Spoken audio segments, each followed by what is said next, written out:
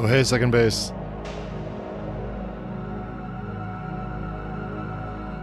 Good to see you, Striker. Striker, have a good day, yeah. Hope you are too.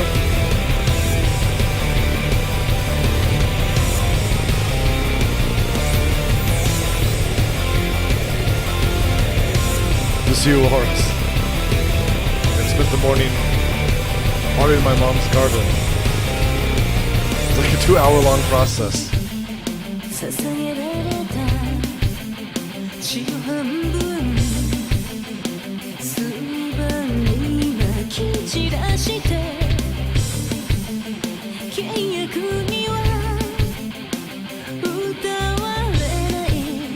Super hot, oh shit.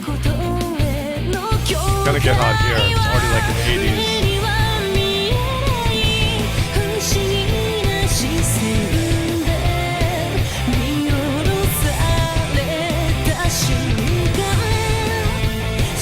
Weird lyrics.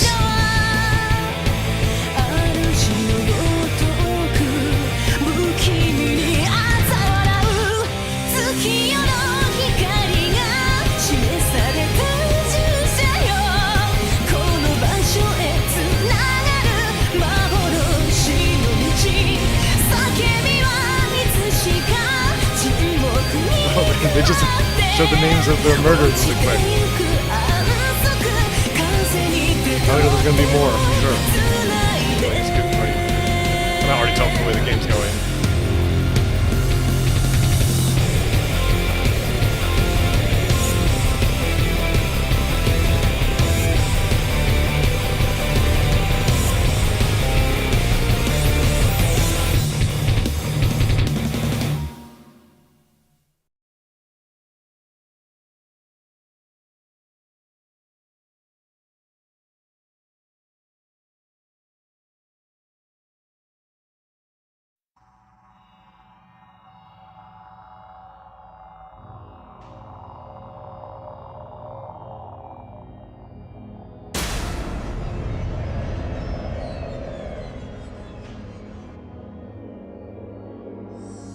Damn it, I need a tiny bit more time. Give me a...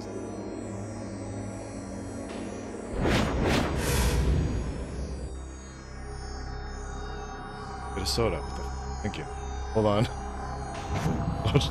Flush those intro credits again.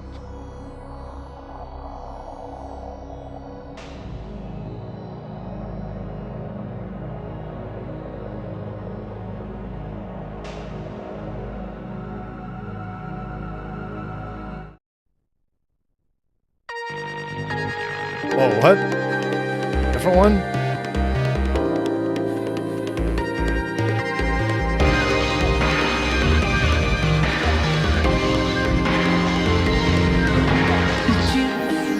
Oh.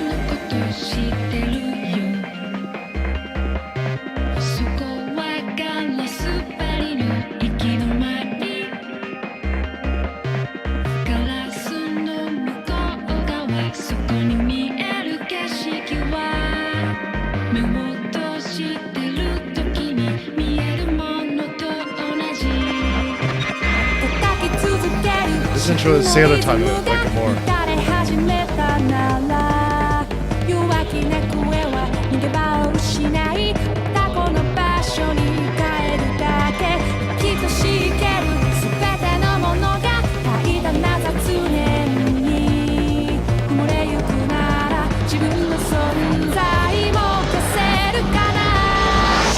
たちのバイオリズムがもし特別なものなら記憶のペテンも裏切りの夢も Translating this is horrible.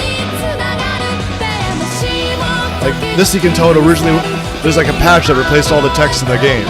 But you can see these movies with the original subtitle it was like. It's like, what the fuck? I think they used AI or something.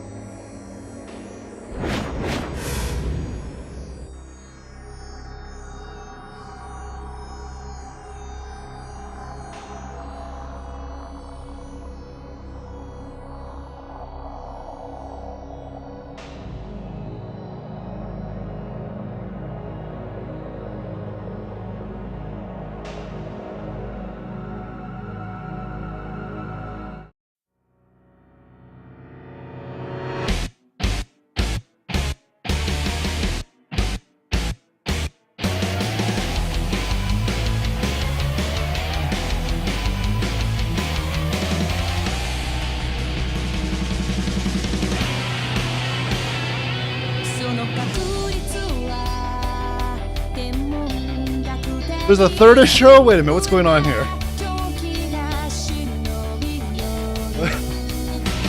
Brought their 2 albums in for this year.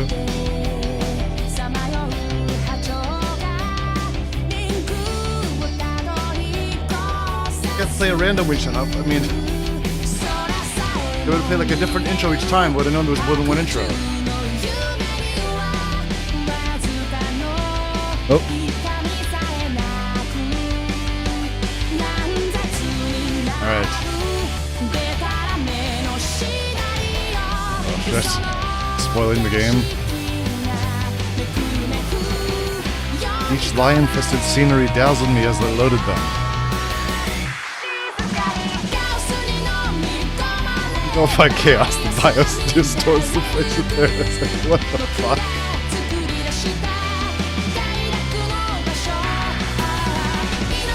Its translations are horrible.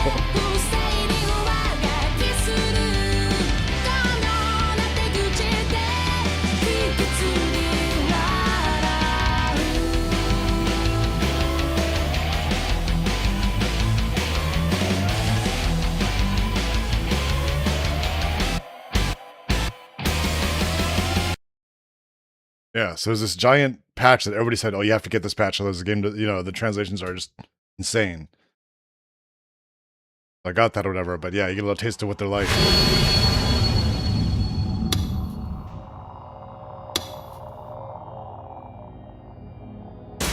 Or...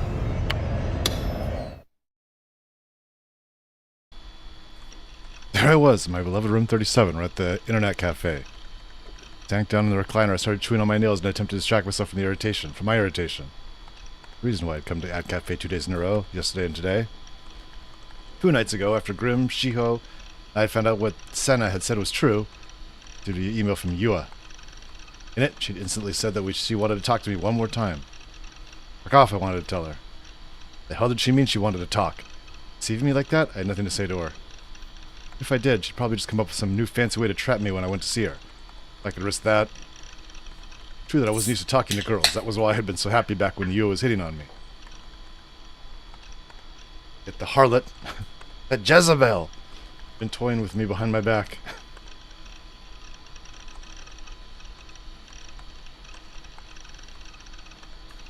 And on top of that, she'd come up with all those insane delusions. I had delusions, sure, but I'd never bothered anyone else with them. That girl assaulted me with her schizo BS that treated me like I was new gen culprit. Never forgive what she'd done to me. Never. so I ignored her email. Still did one thing that concerned me. Email, she'd said that she was going to come to my base. In fact, she knew my address. That was why I decided to take refuge in Act Cafe despite it not being a school day. If I had the option, I would have brought my D sword as protection charm, but unlike Senna, I didn't have the courage to walk around Center Guy with it. Right. Spending almost half a day in an internet cafe was fairly tiring. Diners were comfortable, and it was equipped with showers, so I couldn't fully relax like I could at my base. Phew. Take a shower at an internet cafe? Yikes. And the big what? Actually, it's Japan. It's probably super clean. The biggest problem of all is Seiratan wasn't here. Days spending holed up in my internet cafe. I have to spend 2 days holed up in the cafe. I realized how much the mere presence of Seiratan helped me. I wanted to hurry up and get back to my base as soon as possible. Coming back late at night would mean the date would change. By that time, the last train would already be gone. I figured that you would likely wouldn't be waiting for me anymore by then. I had to stick around for another 4 hours before the clock would strike midnight. For sure, time would go by a lot faster if I played ESO. I gazed to the PC monitor. Second character, Lissalot, standing there aimlessly, not moving. We've never seen any of the characters お前 move. の見ている景色は本物か？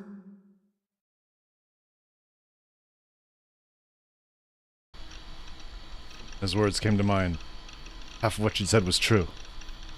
The thing I couldn't find a source for was the part where she's talking about controlling even people's wills and bodies. That part was just a delusion of hers. Mixing in just a few lies with the truth was clever. Effective way to scare people, especially with threats. Even though my reasonable side knew all that, I couldn't help but feel scared as I thought of all the strange, inexplicable phenomena that had been plaguing me for the past few weeks. For days, I looked at Lissalot on the screen. リーゼロってお前の見ている景色は本物か？ Talking to his characters now. Kept my voice low to avoid being overheard. Just read it absent-mindedly. Thought about something like this several times in the past. What that I was looking at right now, Baselard, was the world that Lissalot lived in. It had been real for her, but from my perspective, it was fake. It meant that the world that I lived in was seen as fake from the point of view of the person controlling me. However, just as Lissalot couldn't perceive me as a higher being, I also couldn't perceive the person controlling me as a higher being. What if Lissalot was thinking the same things I was thinking? At the very least, she couldn't move on her own. I had to interfere in order for her to move. What about me? I too couldn't get up from this recliner without the interference of the person controlling me. Testless, I tried to stand up. I did it with ease. After that, I tried sitting down. Took no effort. Okay, what is up with this guy? My character's gone insane. He's now just standing up and sitting back down on his own. Randomly. But the sequence of events, was it really of my own volition? Was it a result of someone's interference? I had no way of knowing. Eh? Heard the sound of the partition door to the private room being opened behind me. At the same time, I felt someone come in. Startled, I turned around. Yua! Kusunoki! Yua! I was so terrified that I was about to scream. But Yua's hand quickly covered my mouth.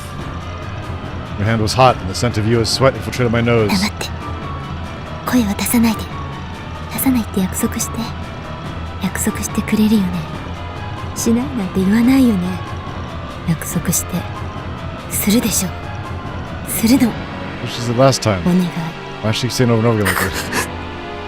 Repeats herself a lot. You have a delusion now? In the small private room, the only way out was blocked by Yua. Next thing I knew, my shoulders were being held down with such incredible force I couldn't even get up from the seat. Yua's cold gaze pierced through me at point-blank range. I should have been negative. I don't like this. I would look away, and my eyes fell on 3 Garo frogs attached to the bag she was carrying on her い shoulder. い声を出さないで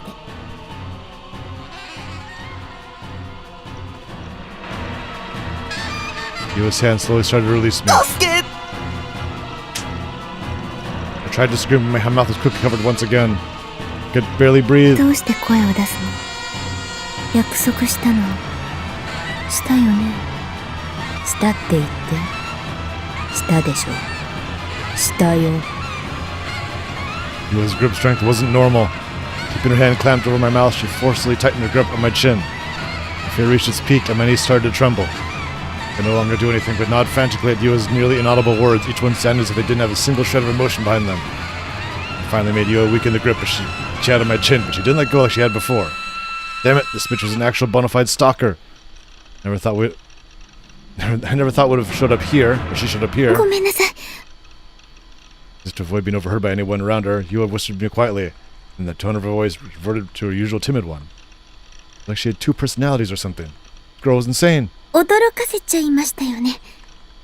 でも、西条くんとお話しするには、こうするしかなかったんです。 Look genuinely sorry. Crazy enough, what happened to my delusion? I almost felt guilty just by looking at her. She was an amazing actor. 昨日、あなたの家に行ったんですけど、いませんでしたよね。夜まで待ってたんですけど。 What?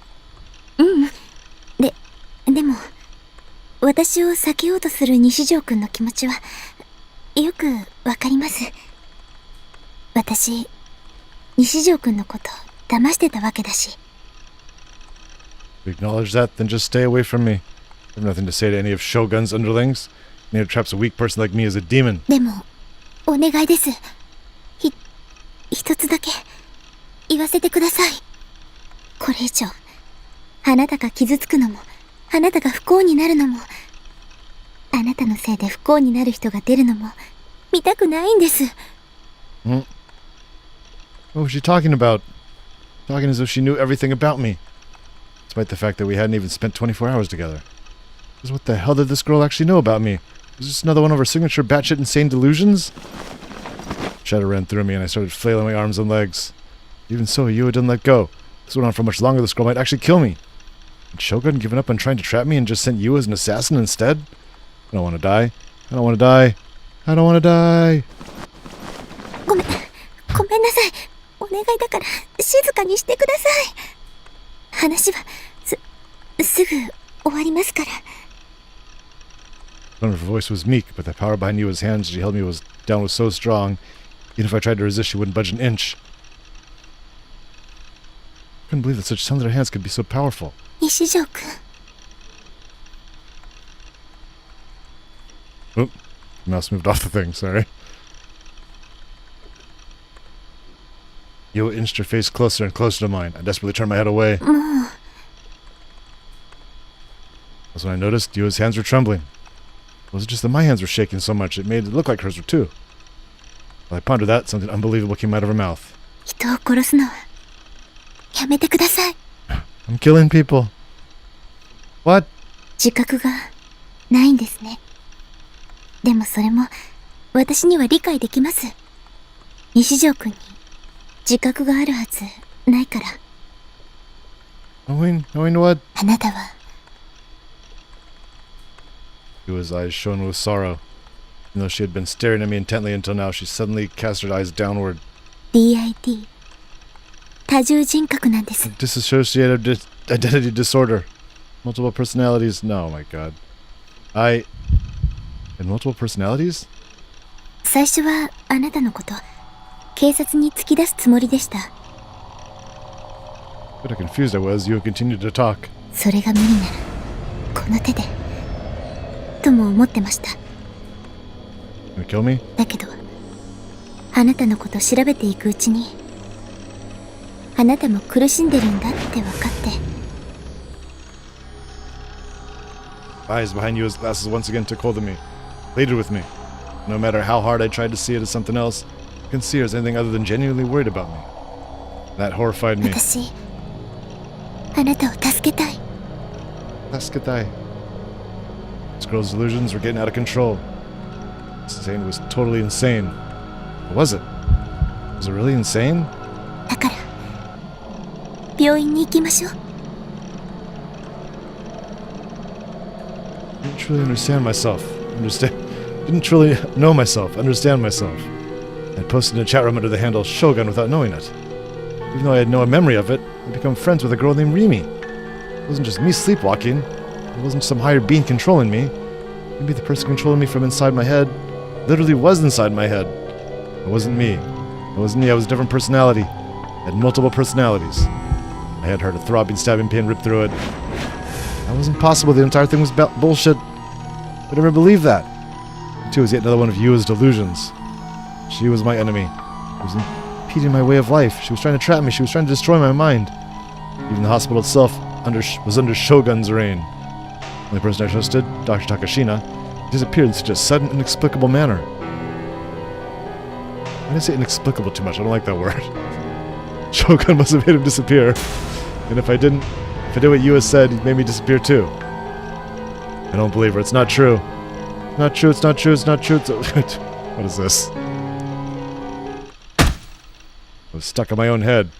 I shoved Yua off with every ounce of strength I could muster.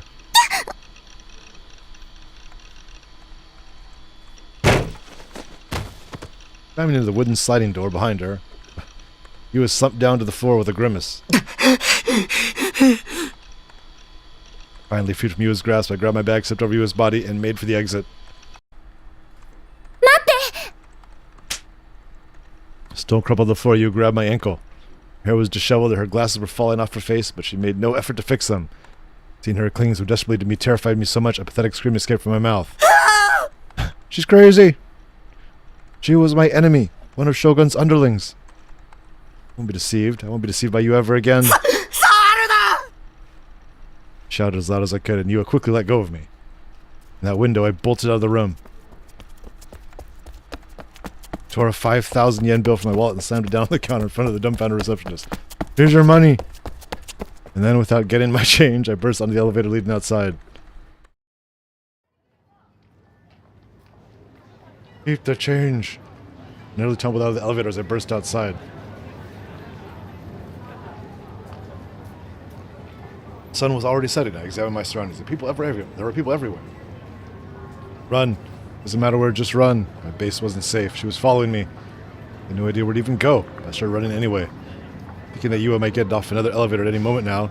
She might threaten me again in that ice-cold voice of hers. I didn't want to stay there for even a second longer.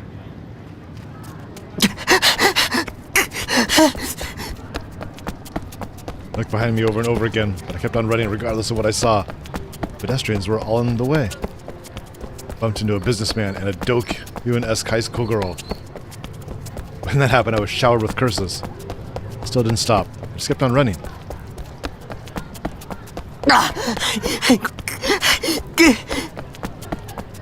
Hurt to breathe. Oh, is my thing in the way? Okay, no, it's not. Picked up some random-ass road without thinking, and I had no idea where I was running. I stopped to catch my breath. I stopped to check the scenery where I was standing. In front of Maruichi. Which I could take shelter in Miyashita Park. I would take a quick break there, then I'd run somewhere farther away. Went to Yogi Park. There were plenty of places to hide, so I could spend the night there. I couldn't help but wonder what was behind me. I didn't see any signs of you. I'm a bum now. However, I wouldn't be surprised if she appeared in front of me at any second now. Complete with the most terrifying demonic expressions I've ever encountered. This thing screamed at me. Run! You need to run! There we go. Now with the bums. Miyashita Park overpass. I weakly sat down on the pavement of the Miyashita Park overpass. Run away too much. My throat was dying. I wanted to drink a nice ice-cold cola. All I could find was Picari Sweat. Oh, but I didn't see any vending machines nearby. Maybe I was okay now that I'd come this far. I couldn't be careless. I still had to be fully aware of my surroundings. There should only be a few people in Miyashita Park at night. What I expected, but to my surprise, that wasn't the case. There was a businessman walking briskly through the park, likely using it as a shortcut. Older man sitting on a bench messing with his cell phone. Several homeless people sitting around absent-mindedly. Lastly, a person wearing blue talking to one of them, a police officer. Yo, visiting teacher at the park, yeah. Good to see you, Andy. Yeah, I'm now a crazy homeless guy now. Oh.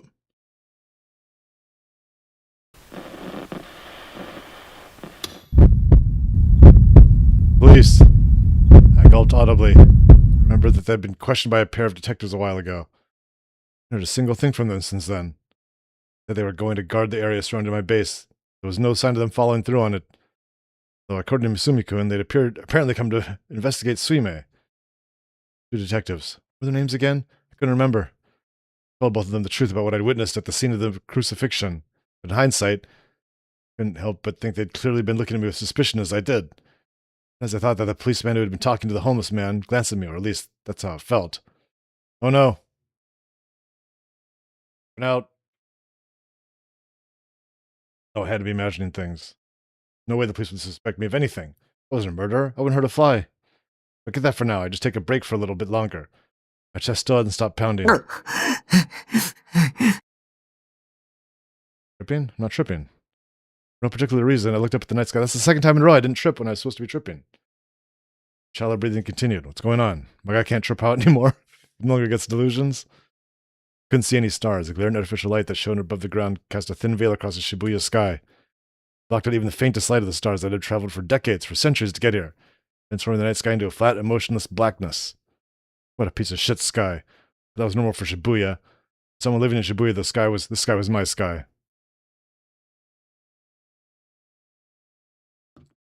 I turned my gaze to the policeman from earlier, and I jumped. The policeman was coming toward me.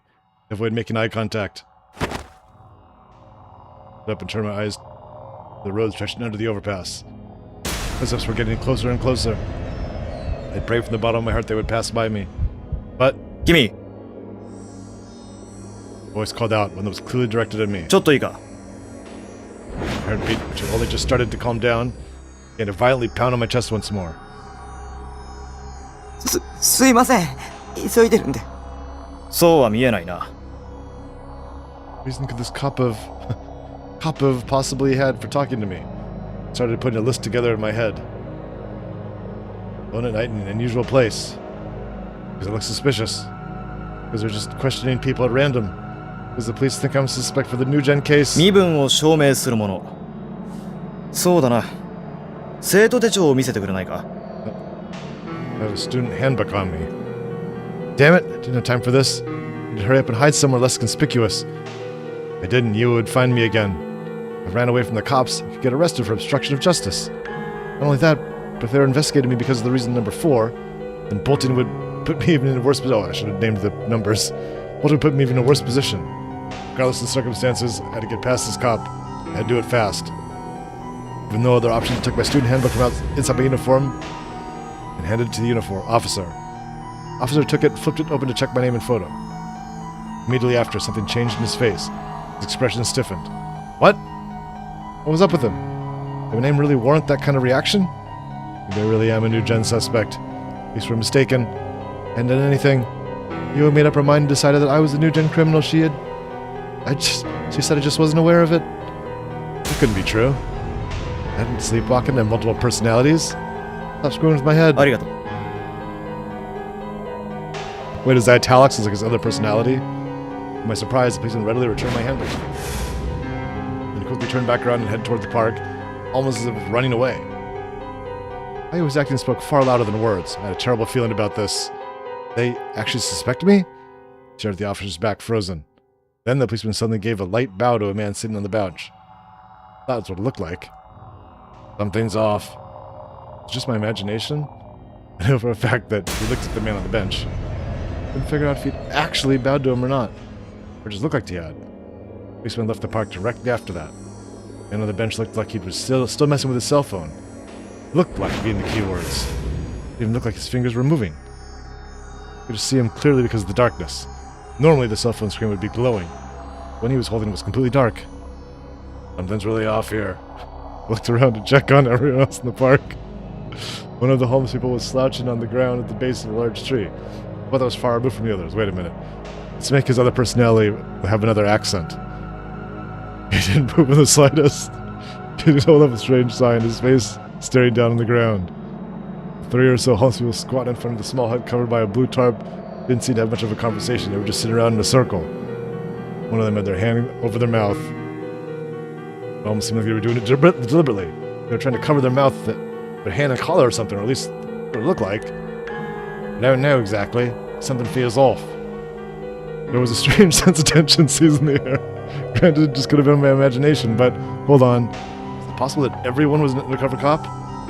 The illusion floated up to the top of my head. I shuddered. I mentally told myself that it was nothing more. Oh no, they're all undercover cops. They're all out to get you. Everyone.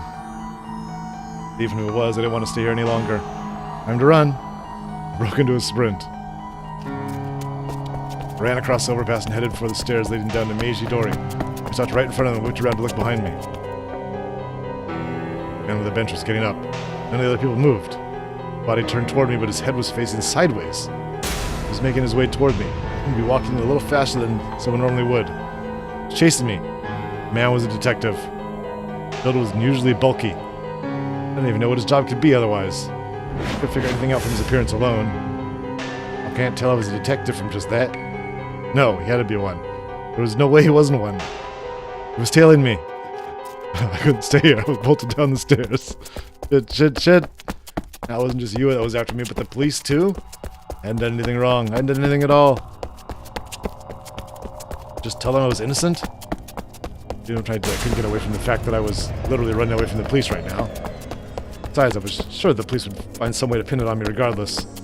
They would never believe an otaku freak like me. Didn't have time to think about what would happen next.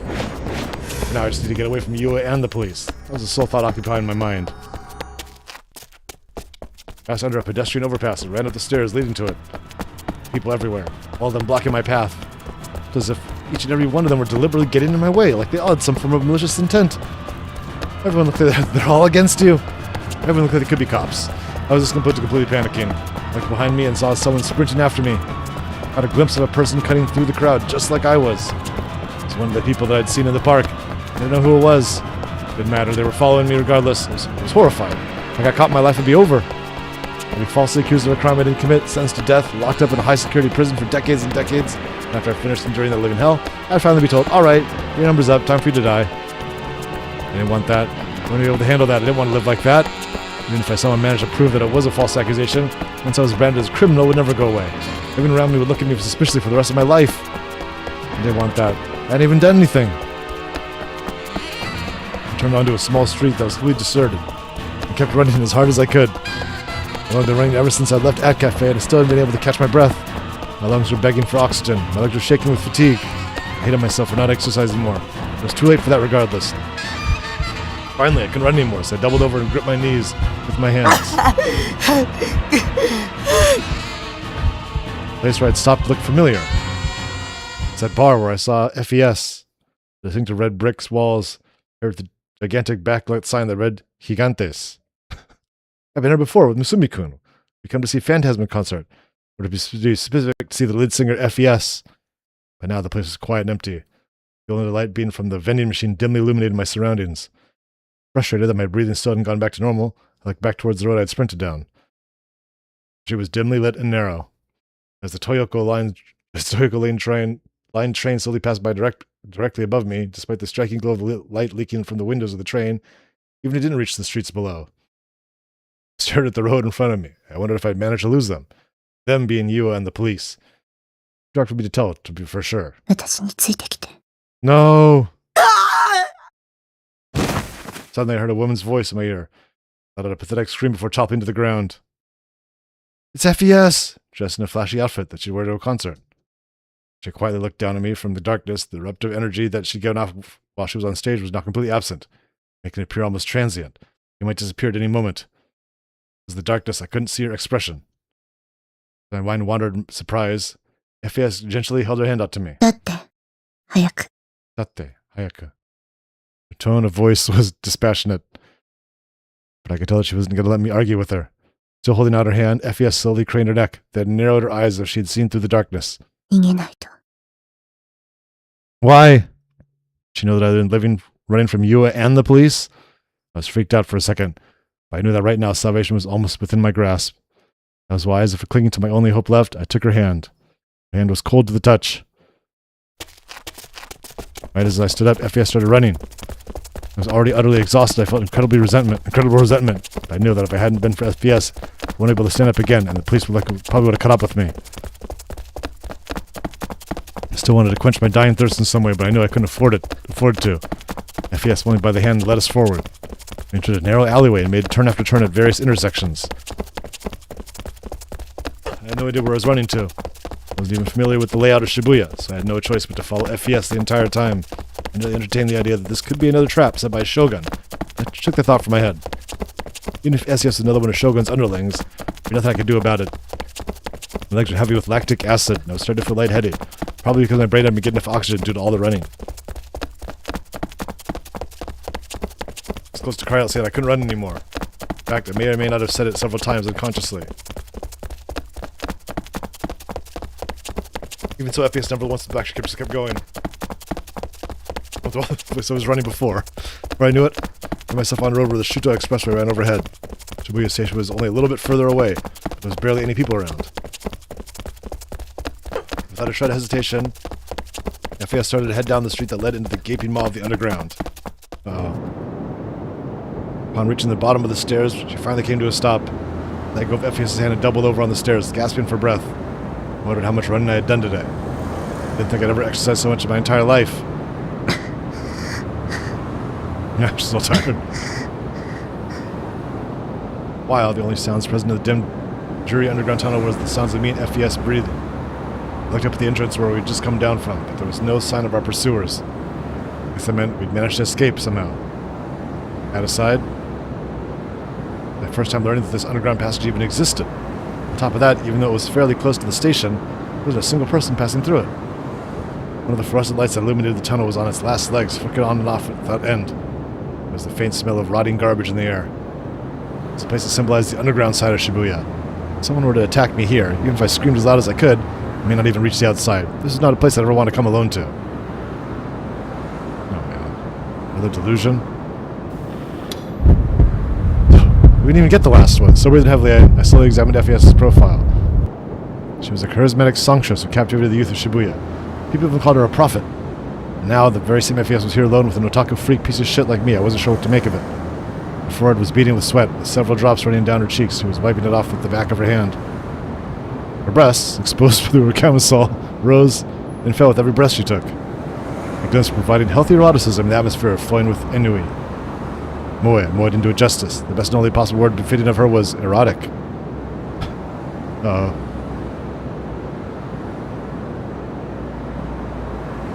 Am I tripping? The camisole with its cross-shaped design was downright criminal. I couldn't help but think that it didn't look like she was wearing a bra underneath. Why doesn't the screen waver anymore? Now your delusion just like normal? Maybe she wasn't wearing a bra. That would be very interesting to think. Kind of wonder what FES usually wear, I wondered. Probably the sexy kind, like black or red. Personally, I want to think it'd be a nice and clean white. Wait, what kind of stupid shit was I thinking about? Did I forget the situation I was in? 追われてたわね。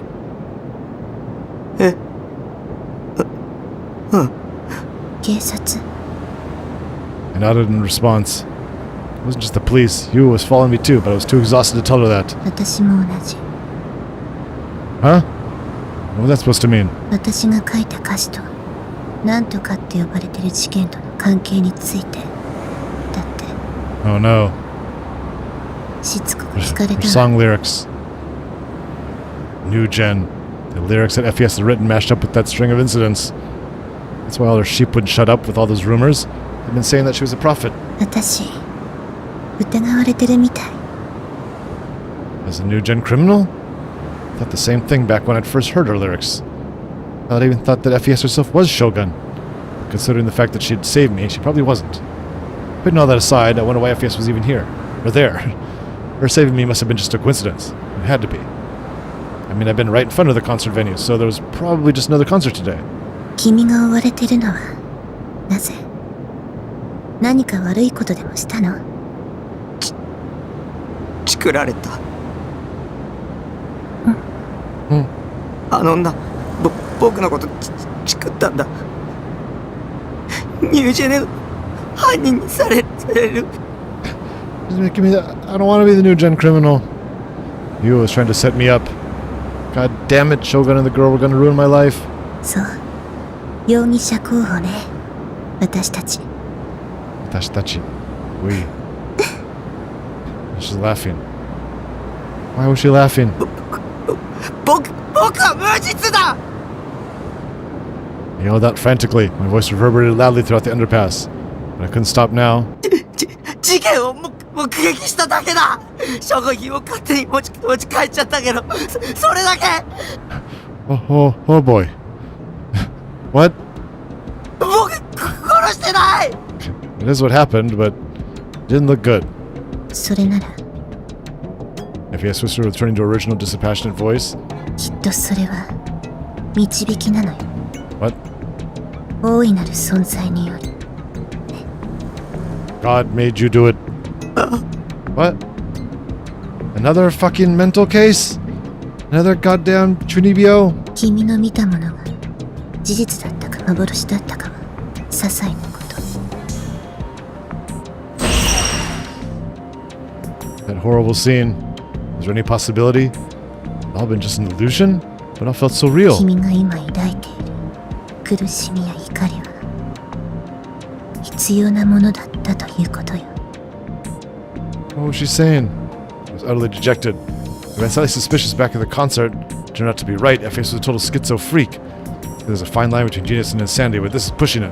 だから早く見つけて剣を見つけて。 I have a sword. It's a shitty one. I'm taking it back. What F.A.S. told me back when we met at school. Ideally, we granted salvation. She'd said this before.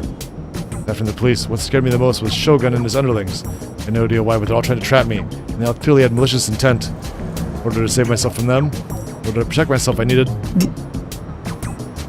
ディソード Give me the goddamn D sword. そうよ、 F.A.S. lips twisted into the shape of a smile. 勉強したみたいね。それなら手に入れた I got the shit one. 僕はディソードを持ってる Looks like crap compared to yours. 今家に知ってるわ。 You already know? She knew? How'd she know? 見たから。君が渋谷のど真ん中を歩いていたの。大きなおもちゃを抱きしめて恥ずかしそうにしてたわね。 No. So you saw it was a shitty toy. It was just more like a toy than a D sword. She's talking about the day I bought the D sword? Ah, F.A.S. had seen me fuck my life. Wait a minute. What she just said? おもちゃ The smile had already disappeared from F.A.S.'s face. I glanced at my face and let out a small sigh. Sense of anyway, her aloofness was so pure, it made me feel uneasy. 偽物だと思うわ。 What about it? あなたの買った剣。 Oh! Wasn't even that surprised. I expected it, honestly. The sword I bought was way too cheap compared to the one Senna had. It didn't even glow. Besides, the idea that a sword would supposedly bring me salvation was being sold for 10,000 yen alongside sex swords, the least anime thing possible. So yeah, I wasn't surprised. Then I felt a furious surge of anger well up inside of me. Anger at the gloomy shopkeeper who tricked me. I got myself for being so pathetic that I'd tricked so easily. Anger at the F.A.S. for saying nothing meaningful in the slightest instead of just giving me a straight answer. じゃあ Ja!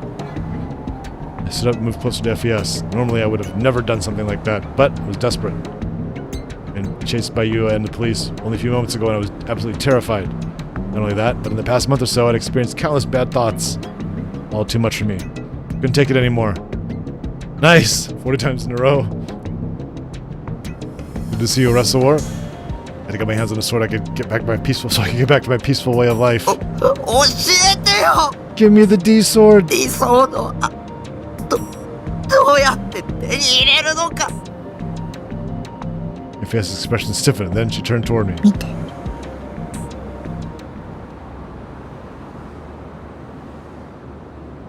Suddenly thrust the palm of her right hand out in front of me. Stopping me from coming any closer, F.A.S. curled the right hand into a fist. Upon swinging her hand behind her emotion resembling a back fist, together with a sound akin to that of glass breaking, the empty space cracked, and then it shattered. Eyes went wide, I was speechless. F.A.S. stared at me, her expressions had not changed in the slightest. I needed a weapon, yep. I needed a weapon to get back to living in peace. What the hell was that? Oh. Oh, weird. What's going on, Mr. Rip? Oh, you have ads? There's some, thing for pinball called Scorebit. It's like something I've seen put in some of the machines. So I got the Scorebit app. It was funny, one of my friends from way back San Francisco actually worked and, like, helped found the company. I never actually used it before, but I didn't know you could... It keeps track of your scores on, like, games or whatever, but apparently it also has a jackpot, like a tournament. So now every time someone plays, you buy an entry in the app, whatever, and then it puts that score, and then whoever has the highest score at the end wins all the money. Is this legal? What's up, Mr. Rip? Let's see. Some guy has 247 million on King Kong. Well, my high score is 400 million. I could go take that down. I don't know. I don't know about this. I only got 400 million once, and I think I've ever got that's over 200 million any other time. In the cracks of shattered space, with deep darkness spreading wide, their hand buried between the fissures, FES pulled her hand back towards the tremendous force.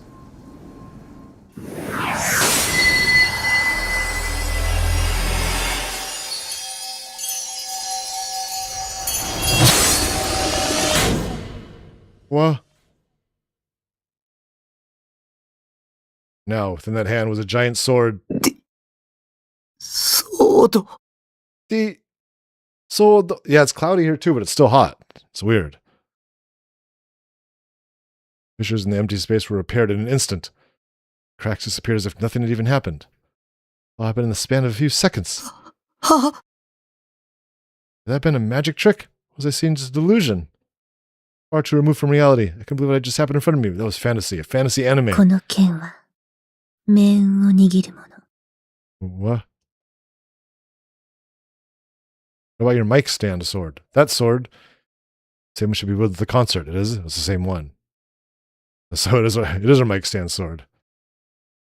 Shape almost looked like a battleship ripped straight from a sci-fi anime. この剣は嘆きを収束させたもの。 Jeez. There are no straight lines to be found on it. Yet it appeared to be incredibly sharp.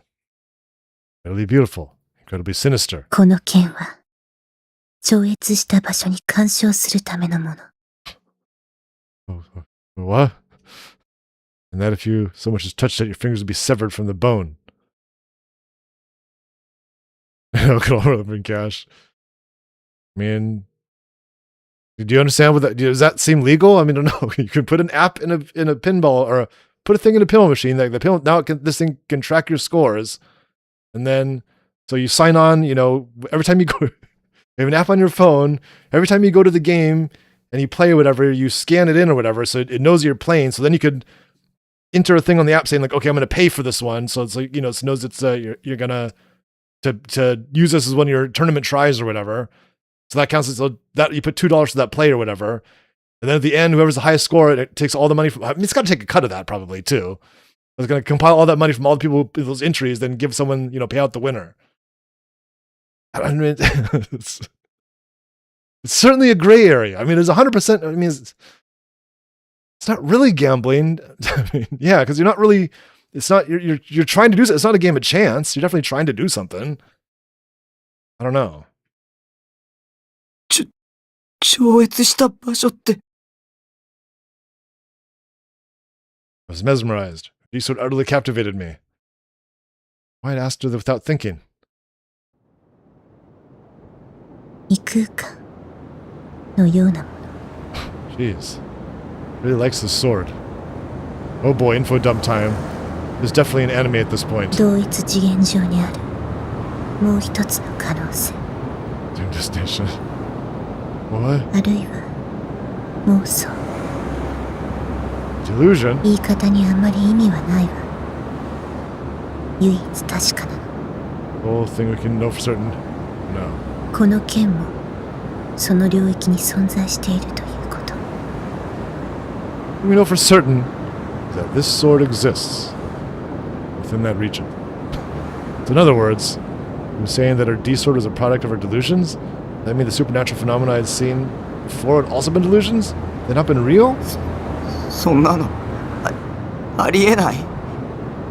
そう、 It was a delusion. Then why was I seeing Ephias' sword right now? 言葉に引きずられてはダメよ。後ろを振り返ってみて。 What? I was baffled by Ephias' request, but I complied anyway. Behind me was a flight of stairs, and on those stairs... is Ephias wearing only white lingerie? What is happening? はえ Oh yeah, I was wondering what her underwear looked like. Ephias was standing right beside me. So before I was wondering what her underwear... So I guess my guy's delusions become realities. I guess hers do too. So my delusions are like perverted. Hers are more about swords. Ephias standing on the stairs right in front of me. The same person, the same place? Not only that, but one of them was incredibly sexy, wearing only her underwear. Complete and utterly flustered, I relentlessly snapped back and forth between the two FESs over and over again, comparing them. They were exactly the same, right down to their facial features, height, and hairstyles. The difference was their clothes. And whether or not... Nice, Mr. Rip. Whether or not they were carrying a sword. They weren't twins or anything like that. They didn't just look alike. They were one and the same. I was used to seeing girls in their underwear in eroge, but here I couldn't handle it for some reason. I run into Nami's piss-smelling underwear countless times. You'd think this would be no big deal. But for whatever reason, I couldn't get myself to follow that line of logic. If he has to standing in front of this middle disgusting underpass and only in underwear. I felt like I was about to lose my mind from how unbelievable the situation was. Even though I knew I shouldn't look at her, I couldn't help but feel like I was this close to stealing a glance anyway. Like an insane amount of willpower to keep my eyes down. ごめん I automatically apologized, as I knew that only a few minutes ago I had a delusion about this very thing. FES wearing white lingerie. 君が望んだ妄想 This is what you wished for, you perv.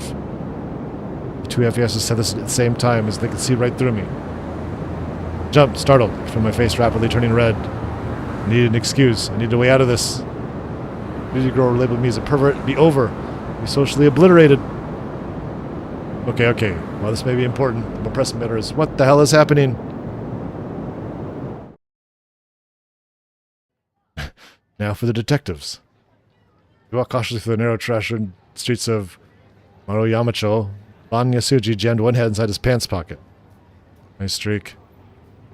Thought he found a few dozen small coins. 先輩、貼り付けの現場に何があるって言うんすか？もう事件から2週間以上経ってるし、散々調べられた後っすよ。新しい証拠なんて出てきませんって。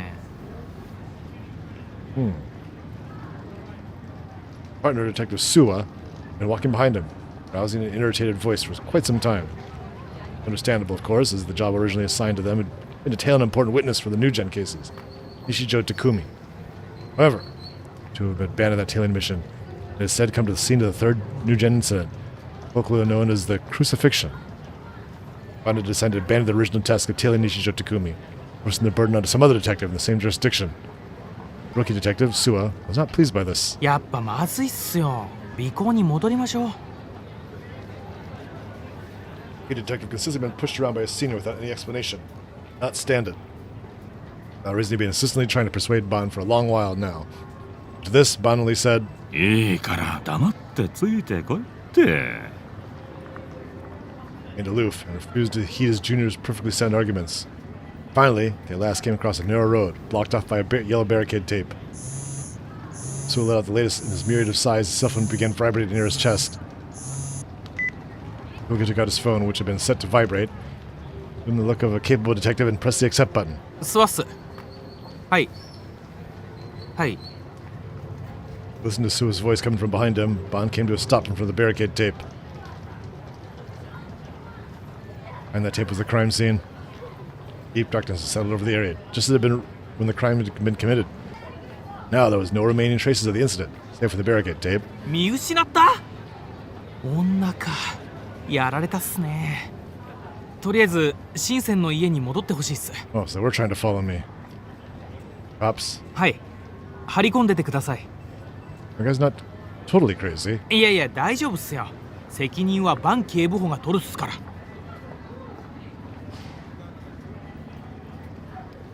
Watching Super Friends going way back. Bond smiled wryly upon hearing that. Suwa could surprisingly shrewd. Of course, Bond had no intention of placing the blame on his subordinates, nor on the detective he'd placed in charge. なるべく早くこっちも合流します。本当申し訳ないっす。お願いします。 Translate onegaishimasu to good luck? Jesus. Right as Suwa hung up the phone and turned his begrudging gaze to Bond ducked under the tape. So had no choice but to reluctantly accompany him. TV 見 tunes. 失ったって？ Go watch some more anime. 尾行に気づかれたっす。 You figured it out. 直前にネットカフェで一騒動あったみたいっすし、女ってのは？岸本綾瀬っす。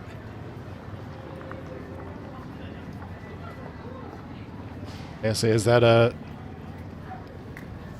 Is Ayase FES or is that some other girl? ISA's FES, right? お騒がせバンドのジョーちゃ Okay, んか。 good, yeah. Tricky, dude. つながりは Too many girls in this game. They have multiple names. 同じ学校の同じ学年っすね。他は今のところ特にクラスメートでもないっす。 Casamento. うん。 Bond brought a hand to his chin, savoring the rough texture of his stubble for a moment. Which he took out several coins from his pocket and started counting them. Dark, one by one. He stared at his eccentric senior with a puzzled look on his face. 何してるんすか？よりによって5円玉だけありゃしね。 5 yen coin? Why?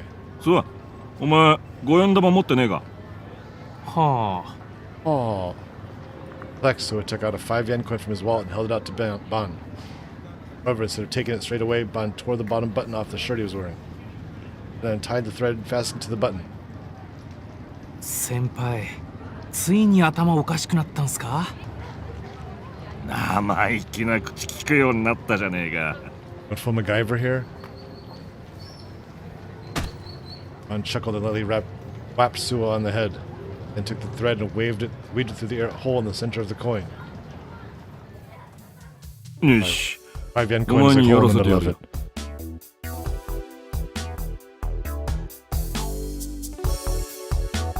What is he doing? He's like doing some kind of Ghostbusters thing? Trying to find some. 振り子っすか？ Oops, I missed something I was supposed to say. Pitched in both ends of the threads of the finger, Bond let the 5 yen coin hang down and handed it to his junior.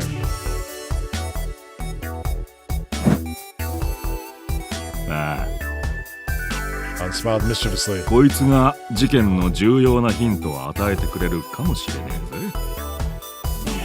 Trying to look for paranormal power, paranormal energy. マジっすか？バンさん、勘弁してほしいっすよ。 Give me a second here. そのために仕事をほっぽってここまで来たんすか？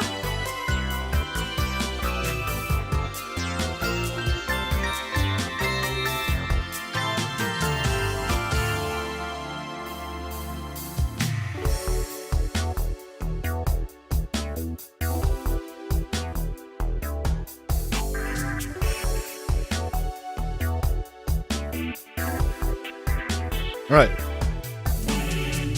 Suicide was almost mournful. Been pushed around countless times by Bond before, but this time Bond finally managed to utterly stump the rookie detective. サイキック操作とかダウジングとか That's a good name for it. That's what you call it when you search for water, though, right? I'm gonna look this up. Oops.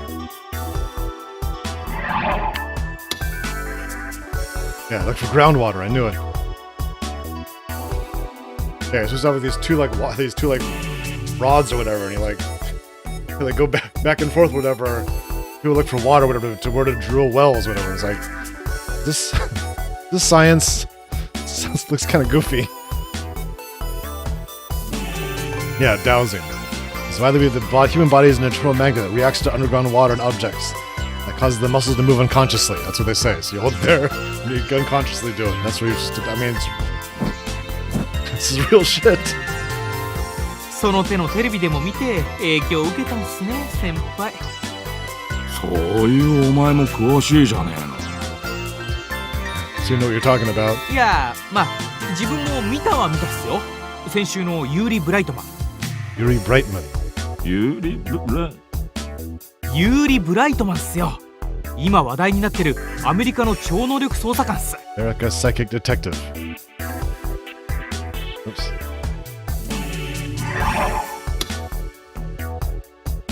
Typically found in America, his investigator uses psychic abilities such as clairvoyance to aid in solving crime. They often appear in Japanese media. Oh no. 俺が見たのはそんなチャラチャラしたもんじゃねえや。どこかのお偉い大学教授が出ててだな。でもテレビっすよね。 Could it be? ちいち文句の多いやつだ。やってみりゃわかる。ほら、いいから吊るしてみろって。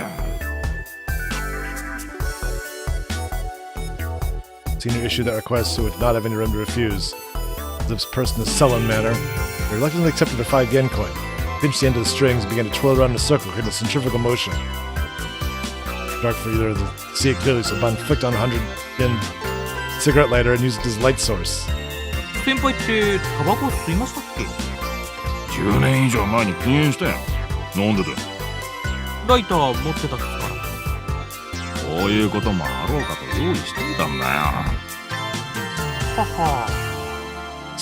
Before phones had これ lights on で them, I 何 guess. がわかるんす？もっといろいろ動かしたり止めたりしてみろ。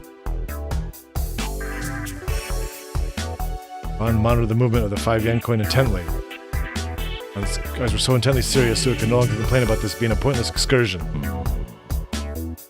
やっぱりな。スワ、わかるか？何がっす五円玉の動きだよ。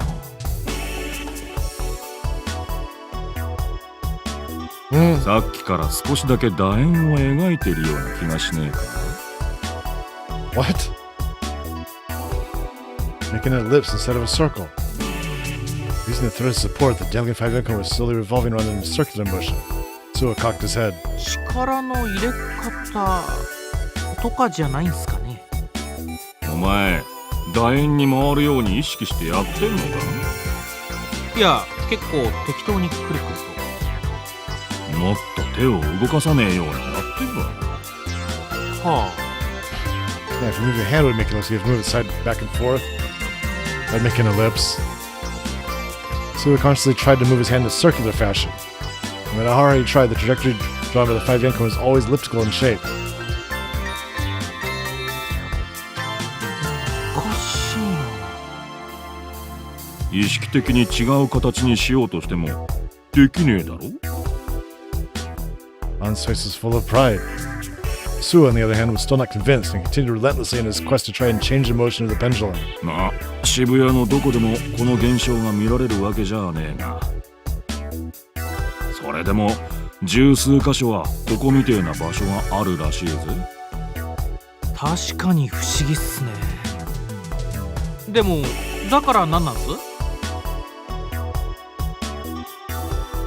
An looked up in satisfaction, put his lighter back in his pocket, and retrieved the hand fan that he had stabbed between his belt and his pants. お前、渋谷がなんでここまで若者を引きつけるか知ってるか？ 5円玉が楕円を描くからっすか？ That he was making a clever jab, but Ban nodded readily in response, calmly fanning his face all the while. まあ、そういうことだ。 What? You just joking?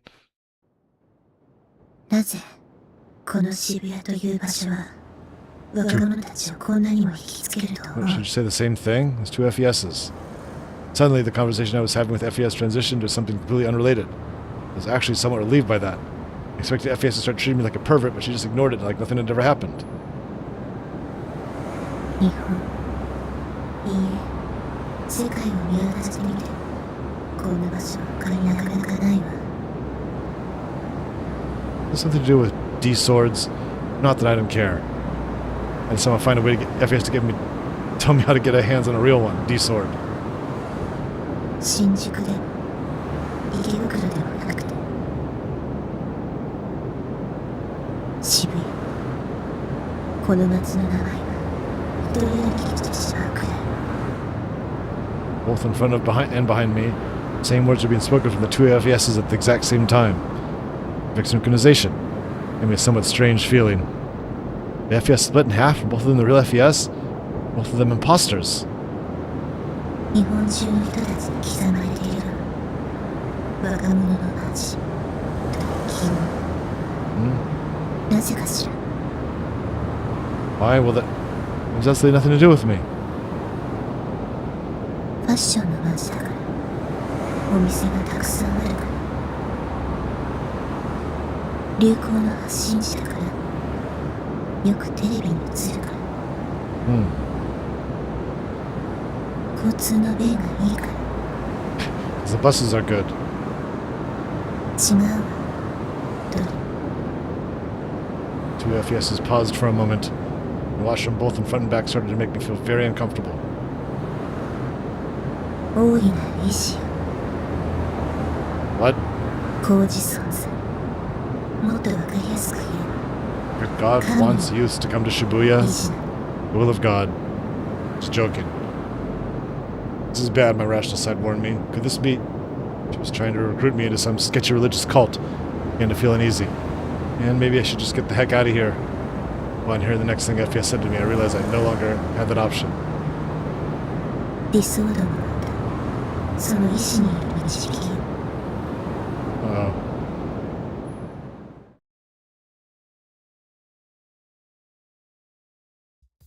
引力ってあるだろ？ Let's go, Gravity. Sure you heard of it. I returned to the main street from the alleyway and then began walking toward Shibuya Station. Oh. Tsuo, who now assumed they were going to Shinsen, he's after his senior detective with an obvious frown on his face. 万有引力のことっすか？ What? Isaac Newton's law of universal gravitation. Hold on. よく知ってるじゃねえの。さすがいい大学出てるだけあるな。Tsuo grew discouraged in response to Ban's slightly mocking tone. あいにく大学じゃオカルトは勉強しなかったっすけどね。 I didn't study the occult. オカルトじゃねえよ。 Occult is occult? 世界には引力がアンバランス化してる地域ってのが何か所かある。 My god, this is exactly what they tell you if you go to Mystery Spot in Santa Cruz. The gravity is unbalanced there. That's the reason the water flows uphill and people appear to look at different sizes when they change places and all this nonsense. I'm like, well, they also have one of these Nutsberry Farm too. The gravity imbalance there? アンバランス化っすか？振り子が楕円を描いたのもその影響ってこと。 They said there's some giant granite deposit under there causing the gravity to be messed up. Alright, so it's ridiculous, dude.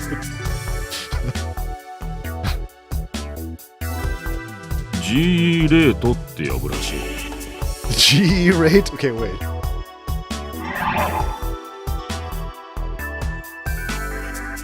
This place is a high GE rate? GE レート。 GE rate. ああ、正式名称は何だっつってたかな。グルバケーショングラリッシュえらい？ Hmm? 引力ならグラビテーションじゃないですか？ Gravitation. グラビテーションエラーレート。 Oh, I see. Gravity error as you get, I see. おお、そうそうだ。グラビテーションエラーレート。直訳すると万有引力の異常値ですか？物理学の辞典を調べりゃ載ってるはずだぜ。乗ってたっすかね。 GE rate, an imbalance that contradicts the law of universal gravitation. Discovered by Isaac Newton, the law of universal gravitation is a fundamental force of nature that acts between all forms of energy and matter, i.e., anything that contains a mass. It is commonly believed that the great number of strata layered upon the Earth's surface play a large part in this law. Actually, not just everything that has mass, because photons too.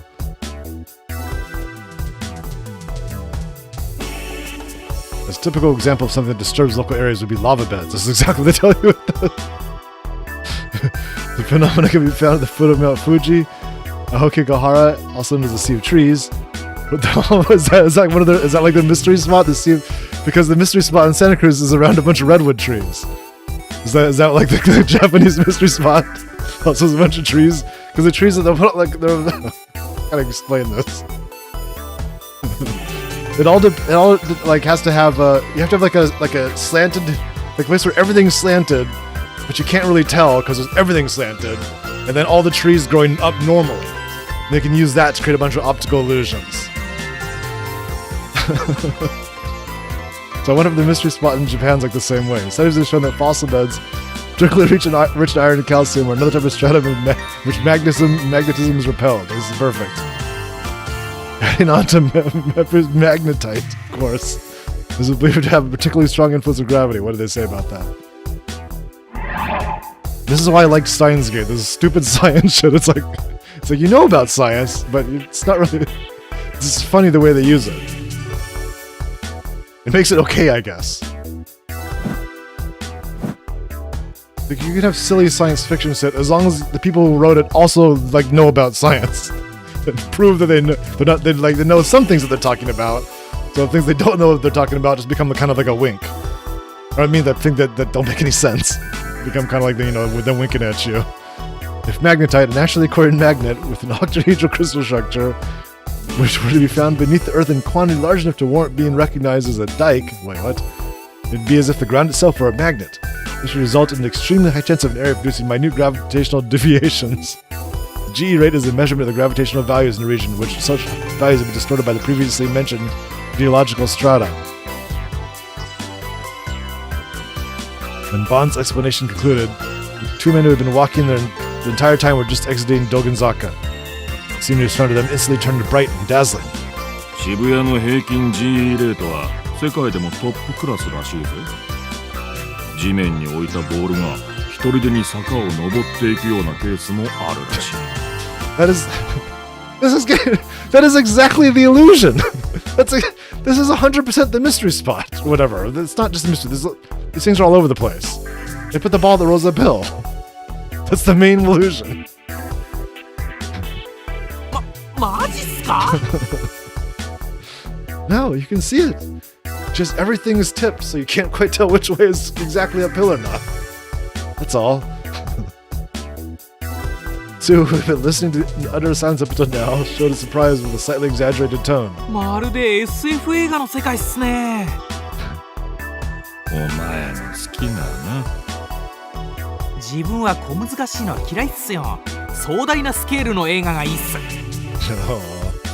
知らねえよ。先輩の説明はすごくもっともらしいっすけど、なかなか信じられないっすよ。 Sounds plausible. It's hard to believe, though. GE レートなんて聞いたこともないっすし。てめえの無知を一般論として語るな。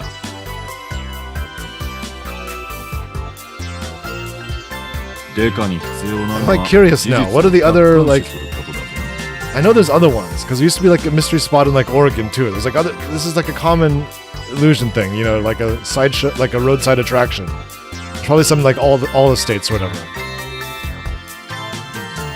はあ。でも。 But Sue said it was equally true. The research into the GE rate was minimal. Yeah. It certainly wasn't something the world wouldn't be taught to an everyday college student. Bond himself had not even been aware of it until a few weeks ago. そもそもまだ肝心の答えを聞いてないっすよ。渋谷の重力がアンバランスだとなんで若者が引きつけられるんですか？ It's a great point. It doesn't make sense. Why would that have been young people being attracted to her? 引力と人間ってのは意外と因果関係があるってことだよ。Well, probably. お前、生き物のバイオリズムは月の引力に関係してるっての知ってたか？潮の満ち引きだけじゃねえんだぜ。ウミガメの産卵には月の影響があるらしいってのはどっかで耳にしたことがあるっす。ああ、必ず満月の夜に産卵するってやつだな。だがウミガメだけじゃねえ。他に有名なのだとサンゴが産卵するのも満月の夜だ。Right? ああ、海の中が雪降ってるみたいになるやつっすね。満月の夜は引力も強くなってるって科学的に実証されてるんだ。Gravity is much stronger on full moon nights. Just think about that statement for a second. The moon doesn't get closer. 当然人間にもその影響は及んでる。It affects humans as well, alright? 人の出産にもってことっすか？ Childbirth. 出産だけじゃねえよ。Not just childbirth, oh. バイオリズムって言ったろ。Alright. 普通の生理現象は Crystal, this is 100% crystal stuff. Yeah, a lot of this stuff here. 病気、 But then they talked about that, 性欲とかに the 密接なつながりが iron deposits deep in the ground affecting gravity and stuff. It's a good combination of pseudoscience and like astrology Also, what's up, Brand? Good to see you. It also affects traffic accidents. 興奮すると頭に血が上ってるって言うだろ。 There's your proof, because they say blood rushes to your head when you get excited. Case closed. あれは月の引力に引っ張られて It's る from ん the だ moon's よ。 gravitational pull.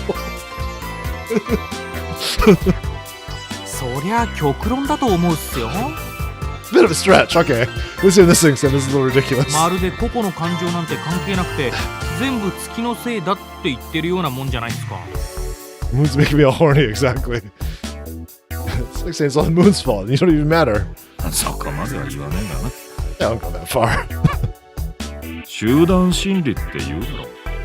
この街に Also crowd 楽し psychology. い気分に That な is っ real. たり、ちょっと無茶したくなったりするかもしんねえんじゃねえの。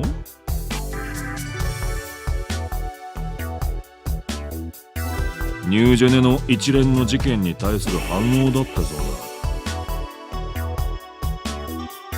だ。Hmm. この街でそのニュースを見た連中は大抵反応が同じだ。 And a group reaction. どいつもこいつも楽しんでやがる。自分だけは被害者にならないって気持ちだ。対岸の火事を眺めていい気になってる。そういう集団心理も GE レートのせいってことですか？可能性としてはありだろう。 Possibilities there. Yeah, just don't throw it out.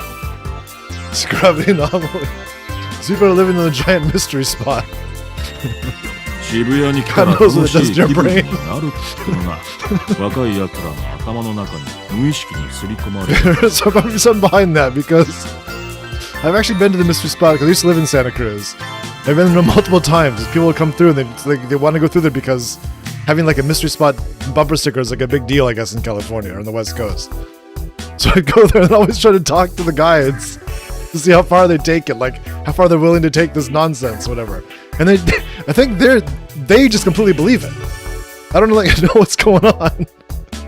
But the person who talks tells them what to say, like tells them all the stuff, and they just believe it or whatever. It's like, oh, okay, 若者がこの街に惹かれる理由に nice, Johnny, ってわけですね。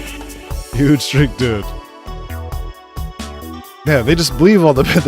I'm like, so I say, why is there one of these in Knott's Berry Farm? Like, I don't know. there must be the gravitational anomaly there too. It's like, okay, if you say so.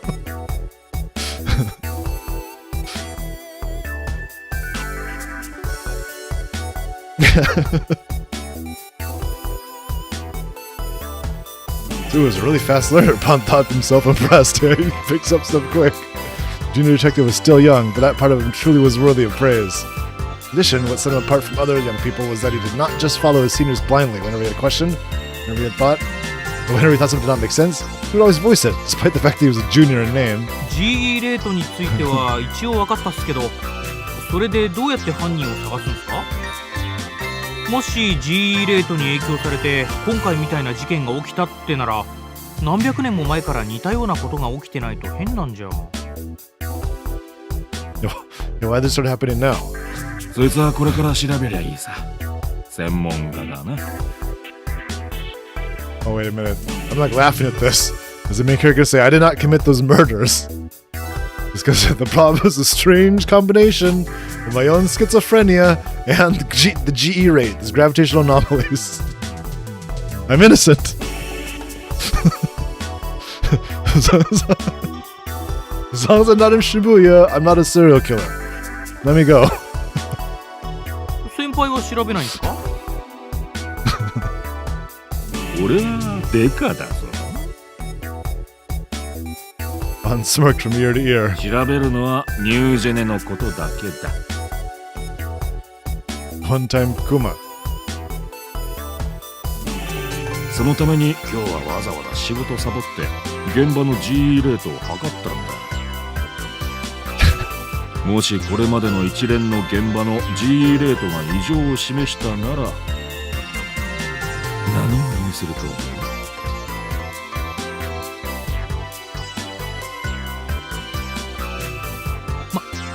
まさか Soon his eyes went wide and he stopped dead in his tracks. Seems as if he had realized what Ban was trying to imply. 事件は G レートが異常を示している場所で起こるってことっすか？ Wait, how are you so far behind? This guy's a detective? だとしたら次の事件が起こる場所をある程度予測できるんで What す the hell ね have we been talking about for the last 20 minutes? Oh, we can predict where the action's gonna take place? まだそう決まったわけじゃないよ。それをこれから調べんだ。 There's something lurking within this city. Something unknown, hidden deep beneath its flashy exterior. Perhaps it was akin to Pandora's box, something not meant to be touched by the hands of men. Thoughts such as these pervaded Ban's mind as he watched pedestrians file down the streets of Shibuya. Now, back to... Oh, 理想度もまだその意志による導き Takumi and FES.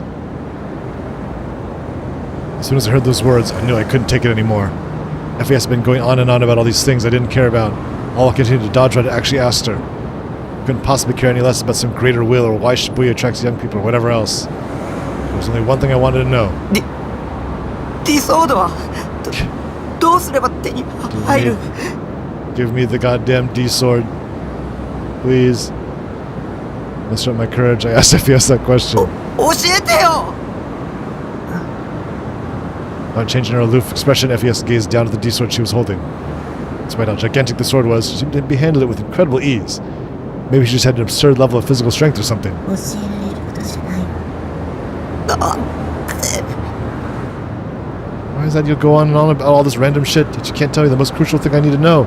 見つけなくちゃいけない自分自身方法なんて私には分からない You don't know? How in the living fuck did you get the D-sword you're holding in your hand right now? ただ理想度は力を持つ人の目にしか映せない Oh. So in other words, those without the power couldn't see them? But I could see it extremely clearly. But then, what does she mean by the power? Was she saying I had supernatural powers? Like the two at FES in front of me? Or was the power of the Force? 君には私の剣が見えているでしょそれが意味するのは一つだけ If Shogun and you were destroying my life because of it, I didn't want this stupid bullshit power. But I still want a D-sword. Does it grant me salvation, FES said so? Stuff like the greater will and the reason why Shibuya attracted young people made no difference to me. I want some random power, nor do I want to be roped into all this BS in any way, shape, or form. In order to escape the clutches of Shogun and Yua, I had to get my hands on a sword. 感じて世界を選択した意志 To get to 150, man. It'd be cool if, like, as you got further, like a higher stream streak, like you got more and more points each time. But FES's answer was as ambiguous as every other damn thing she'd said. Biting my lip, I tried desperately to think of any way I could extract information from her. As a person who was terrible at talking to 3D people, I couldn't think of anything that'd be effective at all. I tried to pull from my bank of eroge situations. But everything that came to mind was fairly unsettling, such as slipping her an aphrodisiac, tying her up, or imprisoning her. This is...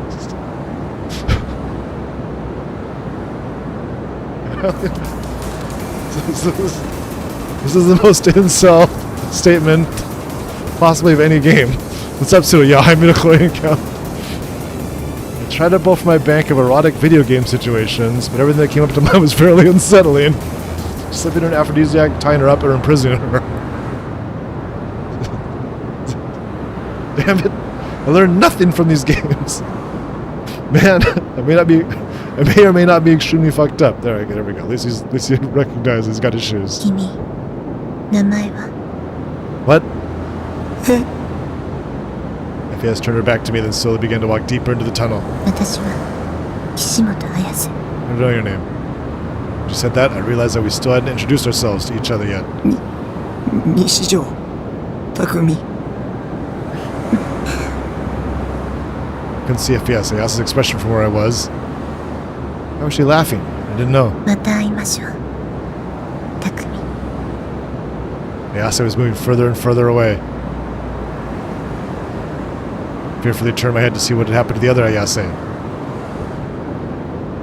Then to find out that she had disappeared without a trace. She had literally disappeared? She just walked out of the underpass. Ayase had said the other Ayase was a delusion. Maybe that was the power of the D sword. I turned my gaze to the inside of the underpass. As I did, I saw that Ayase was going up the other staircase, which was about 50 meters deeper into the tunnel. Eventually, her figure disappeared completely, and all that remained was the eerie silence of the underpass. I wasn't brave enough to yell after her. I was too exhausted to run after her. I was too overwhelmed with the feeling that it wasn't worth the trouble. In the end, all I could do was return home as cautiously as I could, making sure not to be spotted by Yua or the police on the way. Going back to my house, they know where that is, though. They know where I live. Right? I feel like it's been ages since I've been on my base, but in reality, it'd only been half a day. I left my computer on, leaving my Seiratan screensaver to cast a pale light together with her smile across the dark room. Locked the door tightly from the inside, threw myself onto the sofa. When I closed my eyes, I couldn't help but remember everything that happened today. I couldn't believe even the police thought I was the culprit. They had it all wrong. There's absolutely no way I could have killed all those people. Investigate like you actually give a shit. This isn't a game. Talk of freaks like myself were ostracized by society. There's the thought that they could just pin the crime on one of us and public wouldn't even bat an eye. They couldn't actually catch the real culprit. They wanted to save face by using me as a scapegoat. Damn it. What can I do to clear my name? Seeing an at cafe flash before my eyes, sending a chill down my spine. There exists someone that was even more terrifying than the police. Yua, my enemy. And so unbelievably relieved that I hadn't heard anything from her recently. I've been growing more and more confident that she'd never contact me again. Today, I realized I'd been mistaken. In order to oppose all of them, I needed a D sword. I glanced at the cheap sword that was leaning against my PC desk. It was a fake. I said, the only people with the power can see them. They bought my sword, and Nami had seen me with it. Unlike Ayase and Senna's swords, it didn't glow. Where would a real one be? I got my hands on one as soon as possible. If I didn't, I was doomed. Getting wrapped up in something like this was insane. It sucked so much. あなたは DID 多重人格なんです。 No, it's not true. It's impossible. Multiple personality disorder is supposed to be rare in Japan. You've been watching way too many goddamn movies, Yua. I don't have multiple personalities. There's no proof of that at all. 違う。あれは違う。 That's why I'd set myself somehow. Well, that chat log is consistent with what Yua told me. あんなの捏造だ。証拠にはならない。 But there's no proof that I don't have multiple personalities. Wait. One word isn't italicized. Wait. Is that his other voice or not? 先生は僕を多重人格だなんて診断しなかった。 The very Dr. Takashina is gone now for some unknown reason. 僕が一番よく知ってる。 I don't actually know myself. I felt chills in the nape of my neck. The usual presence. Someone was watching me. The unknown gaze. Whose eyes are those eyes? そうだ。将軍だ。あいつが犯人だ。チャットログにもそう書いてあったじゃないか。ユアは将軍の手下だし。ニュージェネ事件だって全部将軍が。But does Shogun truly exist? Sure he isn't a delusion? 僕は、まともだ。まともなんだ。そうでしょ Clutched my head and shouted out to no one in particular, but what I got in reply was... メールだよボケナス Seira-tan. Seira? Sagashi made my way over to the computer and checked my email. Sender was grim. Found something interesting was the subject line. Probably just bait. The contents of the email were meant to fuck with me. What's going on, John? I don't have the energy to deal with him personally right now, so I'll just stick to reading the email. Why don't we join the chat room? I'm not on ESO either. He watches seriously fucked up videos recorded by the new gen perp. Everybody's going insane over it. Video? It's been recorded by the new gen culprit? Fingertips on the mouse began to tremble. I could take my eyes off the email. Does that mean the killer was in the video? Who was it? Was it me? Both wanted to see it, didn't want to at the same time.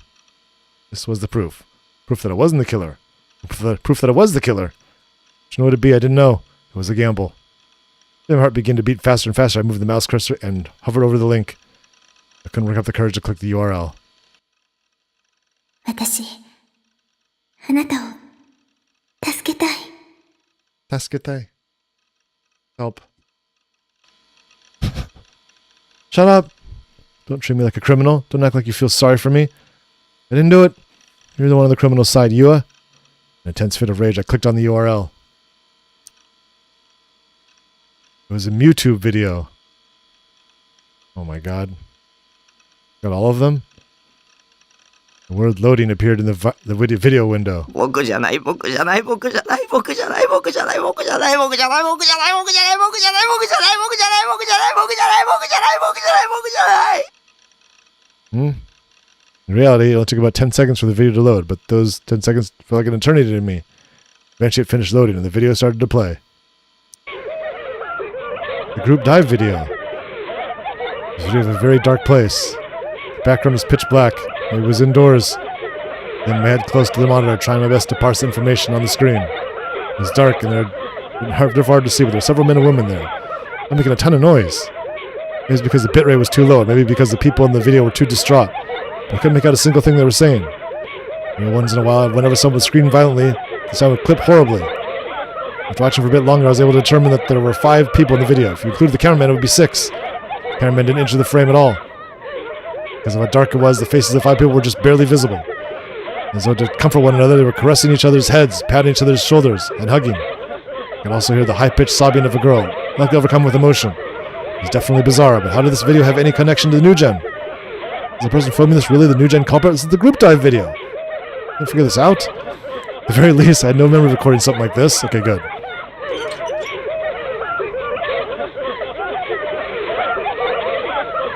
Getting louder. After a short while, the camera, or rather the person holding the camera, began to slowly move forward. The 5 subjects who were about 5 meters away from the cameraman gradually grew larger and larger. The picture was fairly grainy.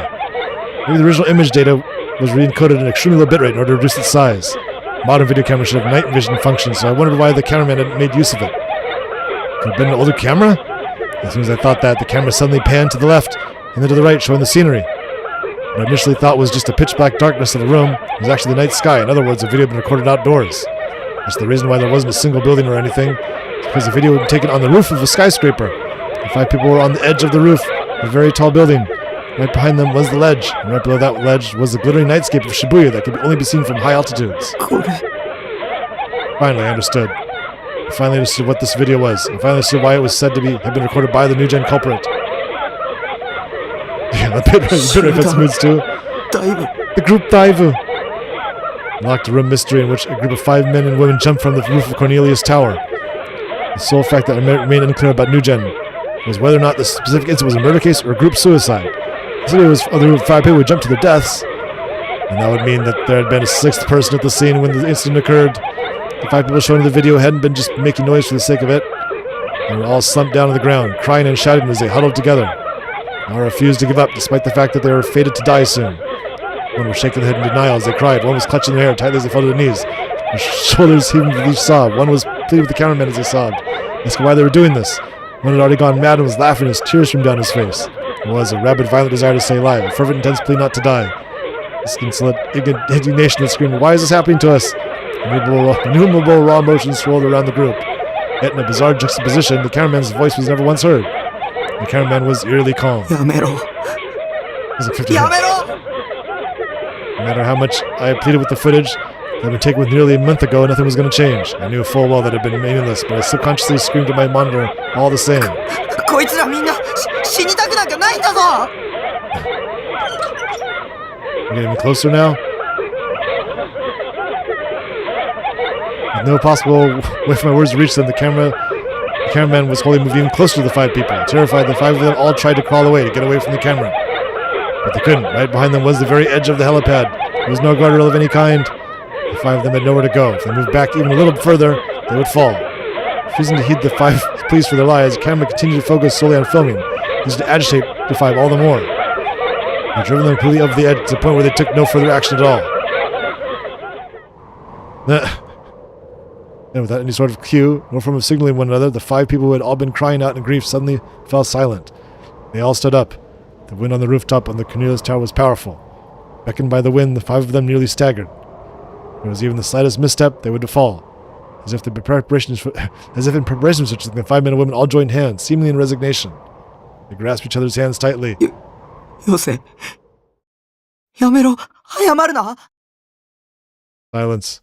It seemed to me that even the sound of the wind whipping violently through the air had stopped. All I could hear was the sound of the cars driving along Shuto Expressway at the foot of the building. Even then, the cameraman did not make a single move. And then, a single person among the five whispered, その目誰の目？ No! No! No! Rose in front of the monitor, feeling as though my heart had been strangled by an ice cold hand. なんで Why? なんでまたその言葉なんだよ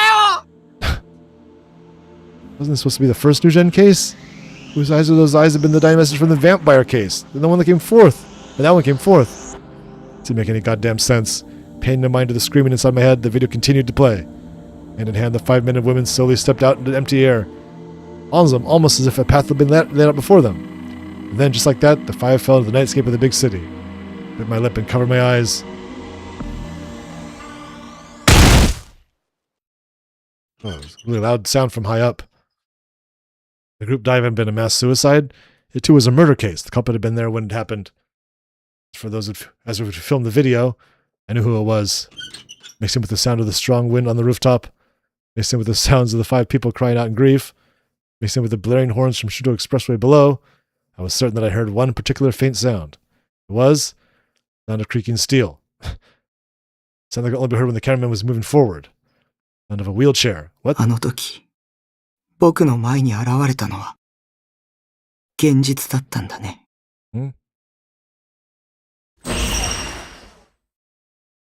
The guy in the カメラ wheelchair. の目 He's 線 the が killer. 低すぎだよ。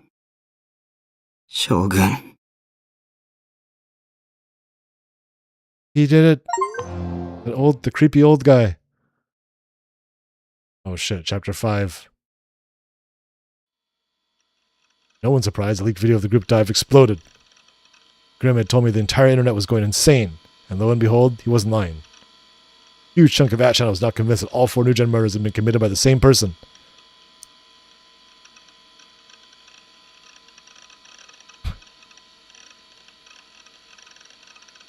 Not the War's eyes of those eyes were the vampires. Yeah, it was a connection between the first and last case.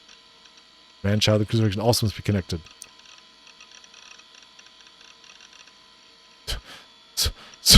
Okay, smoke. They abbreviated whose eyes are those eyes to wheat, and the guy wrote smoke wheat every day. This game's great. Saw the video, it looks fake as shit. Some accurate just reviews for one paragon of smoke says smoke wheat every day.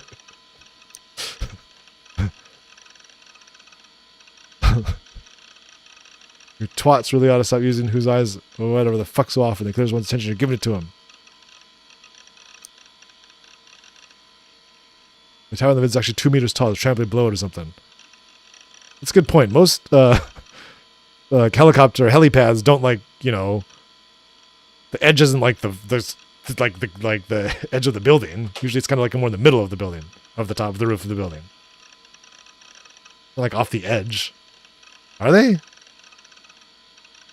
Most of the ones I've seen are like that. The only thing that's not like that is this one on this giant skyscraper that no one ever uses a helipad because it's too dangerous.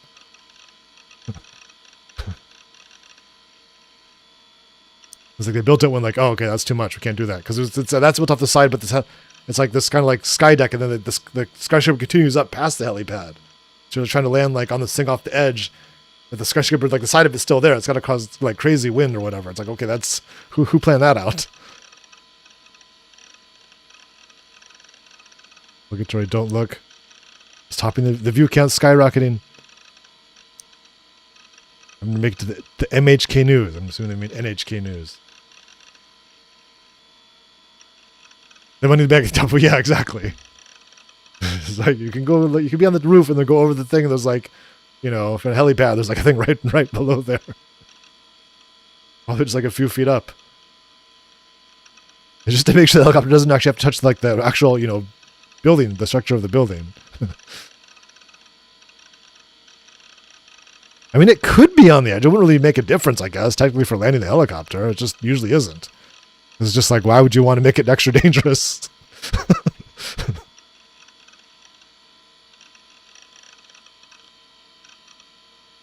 Oops. It's kind of hard to read that in there. The news on the TV was just as erratic. 140 said. Reading okay. Freaking 4chan now. Every available station except for TOTV had been interrupted by the breaking news, where they played the leaked video on loop. Broadcast had lasted for about an hour.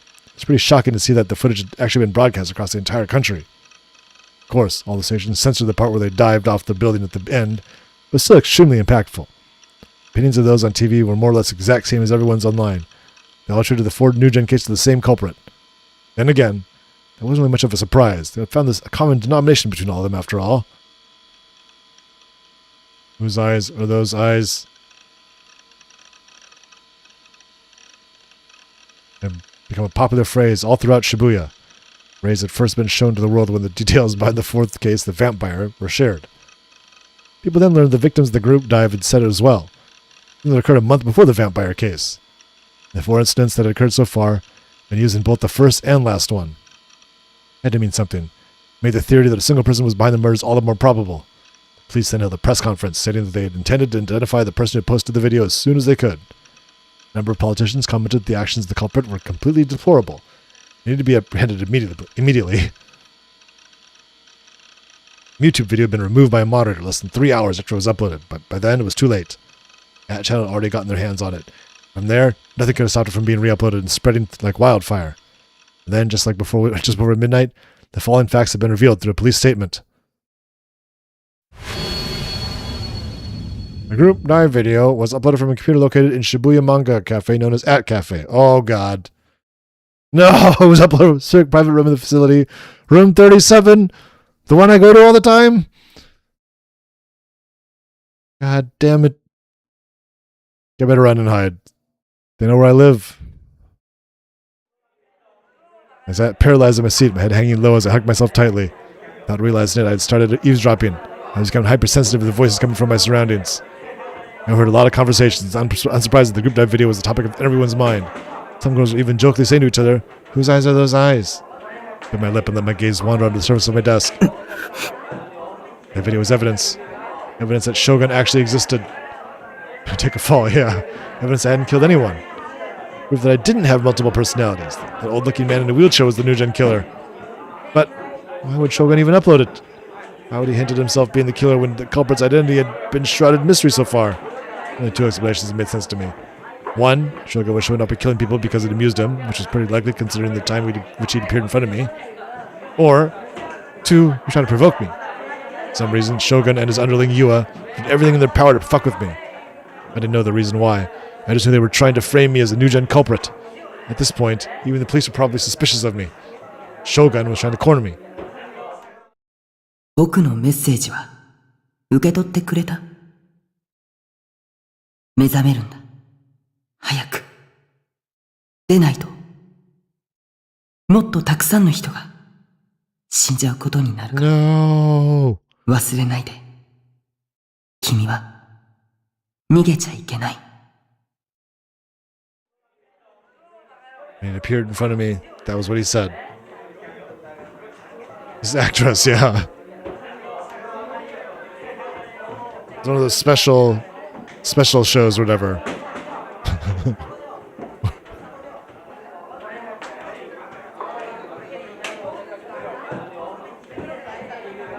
This is like the special Hyper Misao produced episode. It's got a murder mystery in it. He's basically saying, "I'm going to kill you, don't you dare run away." And now, totally blindsided me by uploading that video, making sure that it spread all throughout Japan. There's no doubt that Shogun had moved his plan to the next phase. It's been naive to think that I wasn't being targeted anymore. If anything, the more accurate to say that his plotting against me had moved from passive to active. It's Hype 4, yeah, this is Hype 4. There's another one of those coming up. So I'm not looking forward to translating that. It's now finally in full swing. Someone else better do it. I mean, I can't. I was terrified, especially of that video. Shogun had killed 5 high schoolers without even lifting a finger. Is that being even worse off physically than me? Wait a minute. That's a good point. He was in the height. No one's going to believe he killed everybody. He was in a wheelchair. All the New Gen cases were actually just doing. And all those other gruesome murders. The man-child crucifixion, the vampire. All been acted by that same frail body. Maybe you had helped him out. In any case, I didn't have any faith that I'd been able to defend myself against people who commit such horrible atrocities. I was thinking of them sent chills down my spine. Chills that combined with the red-hot anger I was feeling. Why was I being targeted like this? What did I do to deserve it? And there was also that message. Whose eyes are those eyes? I wasn't careful, I would start trembling uncontrollably. To keep that under control, I had to keep my body from relaxing. I always be aware of my surroundings and be ready to bolt the second I had sensed someone approaching. I didn't know when Shogun or Yua would show themselves again. Hell, I had no guarantee that Yua was Shogun's only underling. Even my own classmates were under his influence, their laughter and idle chatter acting as mere camouflage until just the right moment. I had to find a way to parry surprise attacks like the one in At Cafe yesterday. Why didn't I be killed next time for sure? I needed to get a D-sword ASAP. The only way out of this was to get a D-sword. I internalized what Ayase and Senna had said. I searched online about it. It all had me convinced. Getting my hands on a D-sword would save me. The night before, I desperately tried to gather information on D-swords while keeping an eye on the new gen shitstorm. My research barely bore any results. Cradled my head, tearing at my greasy hair. How was I supposed to find a D-sword? 見つけなくちゃいけない。 Look, 自分自身 give me the goddamn D-sword, lady. Stop speaking in riddles. 方法なんて私 The に D-sword わから new ない gen shitpost. This is a hype show, yeah.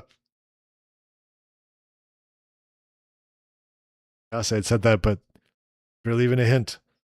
Thoughts weighed heavily on me. I was starting to freak out. I was steadily getting crushed by anxiety. I needed to hurry and find a D-sword, whatever tech I had. I had to find one. If I didn't, I'd be done for. Before becoming New Gen's next victim, I had to find one. But I needed to find out how. I had no clue how you're supposed to get one. I needed some kind of hint. Something, anything. I'd had to figure it out fast, or I'd lose my chance of fighting it. Was I even capable of finding one? This was no time to be at school. My own life. We're graduating. I didn't need to debate which one was more important. And yet, why was I... Sensing someone approaching me, I quickly raised my head and braced myself for contact. びっくりした Rimi was standing there, blinking repeatedly as if she'd been stunned by my sudden movement. I made you jump? Stop scaring me like that. All the stress of my body released at once. I crumpled on the top of my desk with a big sigh. タク大丈夫 Fulfilling her usual quota, Rimi peered into my face. I hardly lowered my eyes. 顔真っ青だよ汗もすごいし目も血走っちゃってる You're going crazy. Is Rimi with me or against me? An ally or an enemy? If she'd saved me, I'd grown a lot less wary of her. But still a ton of unanswered questions I'd yet to figure out. Like why'd she been covered in blood at the scene of the crucifixion?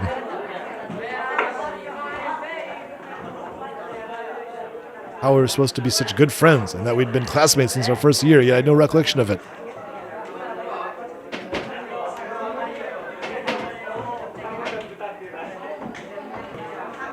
Alright. タク体調悪いの Rimi tilted her head slightly, a worried expression on her face. なんでもない。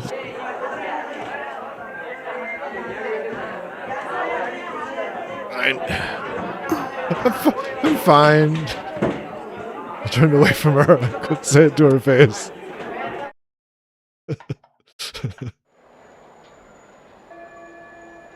When the classes for the day finally ended, I felt every ounce of energy had been drained from my body. Even during class, all I did was remain on high alert, repeatedly scanning my surroundings. I slept in siesta, but staying this vigilant kept me wide awake. School day felt like an eternity. The sheer amount of time I'd spent there had sent me spiraling into a deep depression. Why is it that the way we perceive time changes depending on our mood? Some say that time flows at a constant rate, but that might actually be true. The speed of time changes depending on each person's subjective perspective. I've always theorized that it's a conspiracy to homogenize humanity's understanding of the concept of time by implementing units like seconds and hours. Also, they can deceive people into forgetting the perception of time varies from person to person. And building off that theory, I think the time is dependent on each person's perception, and conversely, doesn't that mean the flow of time can be controlled at will? As I thought about that, I remembered Senna talking about controlling other people's wills. And conversely, 生まれながらの目が不自由な人でも目の前にある景色がちゃんと見えるようになる。ビデオカメラのような映像機器を介してな。 this new technology. It's all these things combined in here. What is the actual thing? Technology? That guy's multiple personalities? The gravity thing? A lot of stuff to consider. Video data from the camera is converted into electrical signals that send directly to the brain, causing the person to observe that sequence of images. Firstly, that would mean refer to the images that a person observes in electrical signals and sending them to equipment that can render video. Aforementioned equipment didn't have to be video camera either. Example, what would happen if you connected a person to a hard disk recorder and showed them recording of someone's vacation? But if instead of real-life recordings, you showed them an anime. Technically, anime is 2D and therefore delusionary. People who are blind from birth have never seen anything from the 3D world. They're shown an anime and told this is how the world is. They believe the 2D world is reality, right? What are we doing here? We have a human subject who's blind from birth. We're now trying to convince him that the cartoon world is the real world.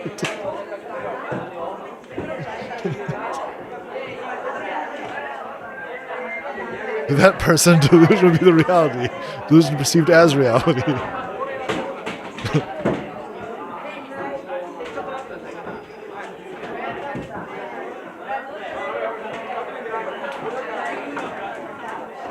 Uh-oh. Delusions aren't working lately. Here's another example. Person A sent an image from their brain to a hard disk recorder that processed it and transmitted the image to person B's brain. The person A's delusion would become person B's reality. Delusion become reality. In theory, it was possible. Holy shit, I was a genius. I was over the moon by how brilliant my theory was. Maybe that was how I'd acquired a D-sword. Ayase had said that had something to do with delusions, hadn't she? God, this is true. Alright, just hurry up and go home so I can look it up.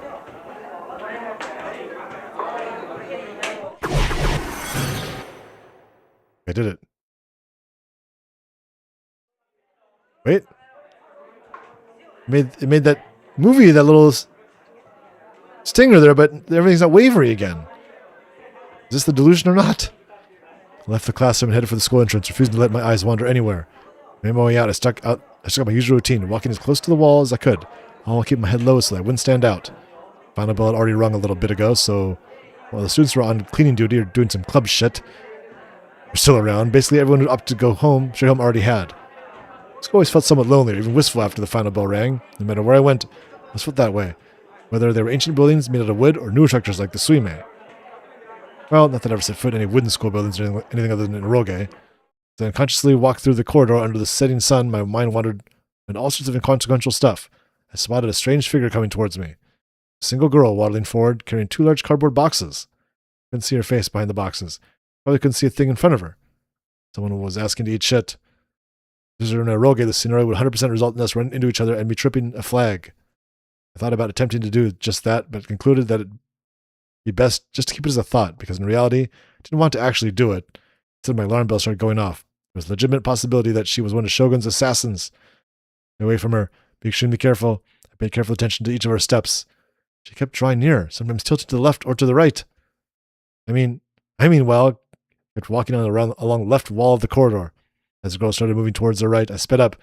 We then passed each other without any issues. Right then, I heard something fall, and I quickly turned around my gaze downward without even thinking. Someone had dropped their student handbook. I stopped in my tracks. The girl with the boxes dropped it? As I stared at the student handbook, my thoughts began to wander. That rose in my mind. Why had that student handbook fallen at that exact moment? It was way too conspicuous. It was practically begging to get picked up. Was it a trap? She dropped it on purpose. The girl had been carrying boxes with both hands, and her hands were occupied. If the student handbook had been in her skirt pocket, it would have been entirely impossible for her to take it out and drop it. However, I hadn't seen where it had fallen from. Maybe the girl had been holding it from the very beginning, hiding it between the boxes. I wasn't sure. It might have been on purpose. The more realistic option was that it was just a coincidence. I followed the girl's figure with my eyes, or tried to anyways. Huh? At that precise moment, the girl took a turn down the hall and disappeared. I'd seen her for a split second. She looked like someone I knew. Her hair had been short, I think. No, maybe it had been long, actually. I can't say for sure which. Naturally, I hadn't seen her face either. When I'd passed her, it had been hidden behind the boxes. The student handbook and I were now all alone in the hallway. Sensible options were probably to pick it up and deliver it to the staff room, or rush after the girl and ask her about it. I was hesitant to carry out either. I looked around me. There was no other students in sight. I could somewhat make out the sound of the girls laughing happily in the distance. Probably wasn't a trap. Handbook's owner was already left. How could this possibly end up being a trap? Could there be a small bomb inside the handbook? No, that was way too unrealistic. I picked up the handbook right away at that moment. Nothing would happen. Yeah, nothing was going to happen. Just in case, I should check the handbook to see who the girl was. She could be one of Shogun's underlings. You should check her name, class, and photo, then leave the handbook there, or here. Couldn't be fucked to go after her and give it back. Nevertheless, I still carefully scanned the area to make sure no one was around. Then after I was sure I was alone, I picked up the handbook and casually opened it to the first page. No! No, what is going on? Why? Why is everything this line over and over again? And everything's all blanked out. You tricked me. Crazy girl with boxes, which we never saw.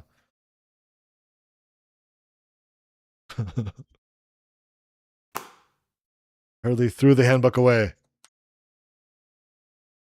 What was that? I've never been so creeped out before. It was so unbelievably eerie.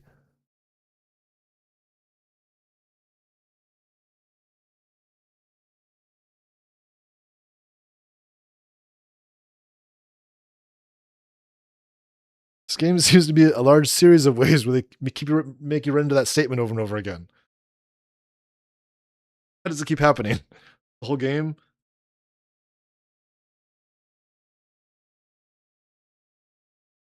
Wait a minute. At this point, it's supposed to be like some kind of meme, though, so it doesn't really mean anything. Everybody could be doing it.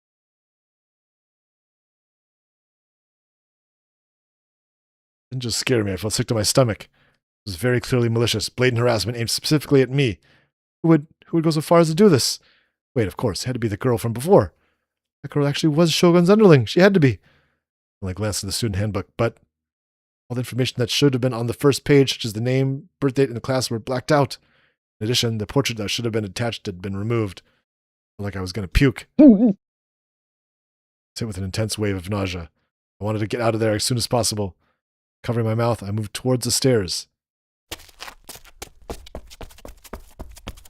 I through the corridor with no real destination in mind, until I could no longer hold back the urge to vomit.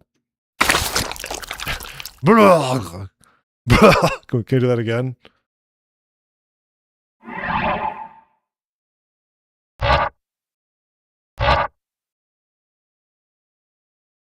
Sorry.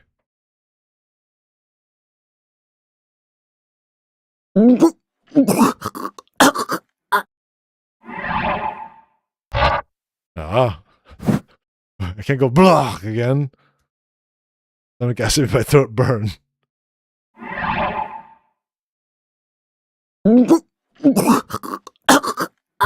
That's all I can do. I can't make the other sound. My vision blurred from tears.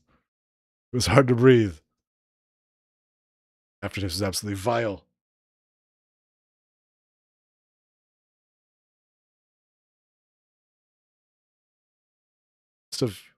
I must have been way more max than I thought I was. But it had been because of all the all-nighter I'd pulled, though, I see. When you'd help me know, as I wiped the corners of my mouth, I looked all around me restlessly. Couldn't see another soul. Is that me? However, the shadowy corners and the blind spots I'd never usually paid attention to had become terrifying to me. I began to think that you and Shogun be hiding in them. The second my brain came up with that, I could no longer take a single step. Someone save me. I wanted to cry. I felt nauseous all over again. I kept vomiting, but I dry heaved several times.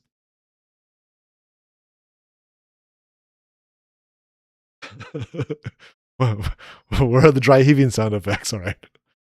The pain made me cry even harder. I was nearly sobbing at this point. But then suddenly someone's hand began to gently rub my back. Wait a minute, it better not be you. I turned around. 大丈夫。 Rimi. Rimi was there. 大丈夫だよ。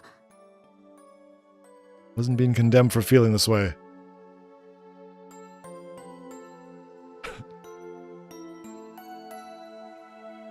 No, her words were tender affirmation. 私はタクの味方だから。 You know about there being sides.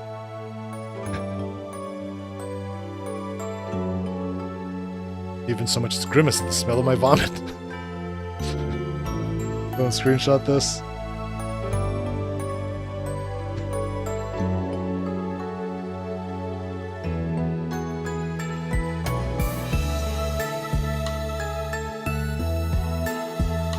She didn't even show any signs of disdain when she saw my face covered in tears and snot. Orange still vomit is circling in the corners of my mouth. Alright.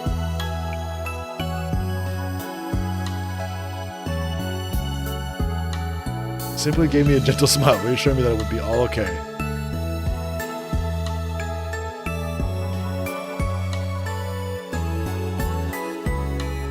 Drew close to me, rubbing my back gently. Wait, this one is delusions. I was at that before, and even now, every time I thought I needed to be saved, Remy would always heroically appear in front of me. But now Remy was right here. Seiratan delusions looks sort of like Seiratan.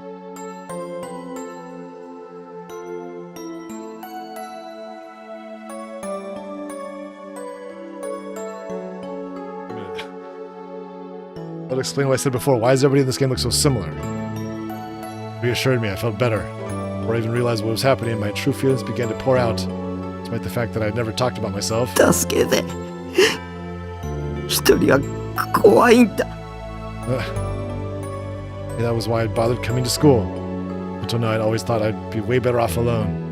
Of course, even now, it was still terrifying to talk to others. I wasn't at all confident in my ability to actually talk to anyone, but Shogun and Yua trying to destroy my life.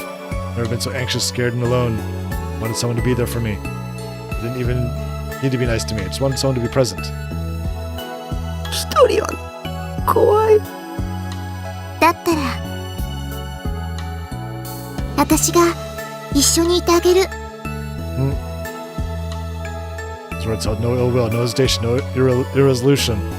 さすがに24時間ずっとは無理だけど。 In those brief intermissions, you will be killed. Her shy gaze suddenly moved up toward the sky.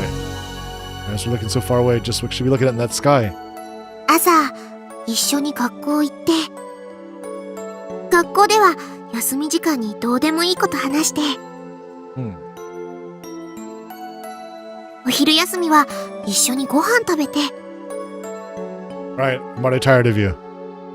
夕方一緒に帰って帰るついでにたまにどこかのお店に寄ったりして、タックの部屋でちょっとだけおしゃべりして、 Wait a minute. This is a delusion. それでまた明日ねって手を振って別れて、 Hold on a second.「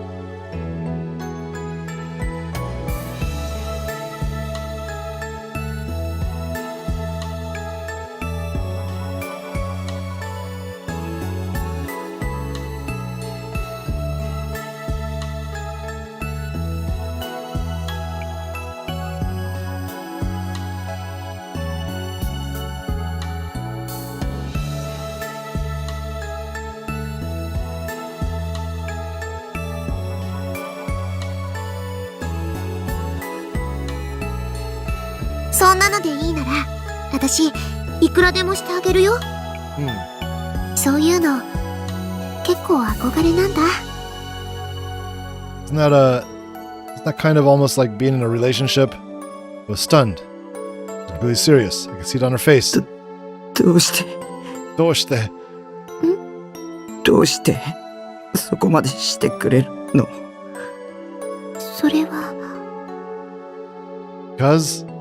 Like if I'd ever see one, right? Because I love you, Taco. I could see it coming from a mile away. That had to be what she was going to say, right? Actually, I had no clue why Remy would have fallen for me. No, wait. This should be bait. Something similar had happened before, with Yua. There had all been nothing more than deception, ending with me drowning in the depths of despair. I couldn't get my hopes up. I had to prepare for the worst. Why'd the music get quieter? It's possible that Remy, too, was an enemy. 石 Suddenly saluted me. I was taken aback by the suddenness of it. My mind just shot to the possibility that she was about to reveal her true self. Yet, after all I saw Remy's face, there was the same bright, gentle smile. そんなの友達だからに決まってるでしょ。私にしてみればタックを助けてあげるのは当然なの。どうしてとか寂しいこと言わない。わかった？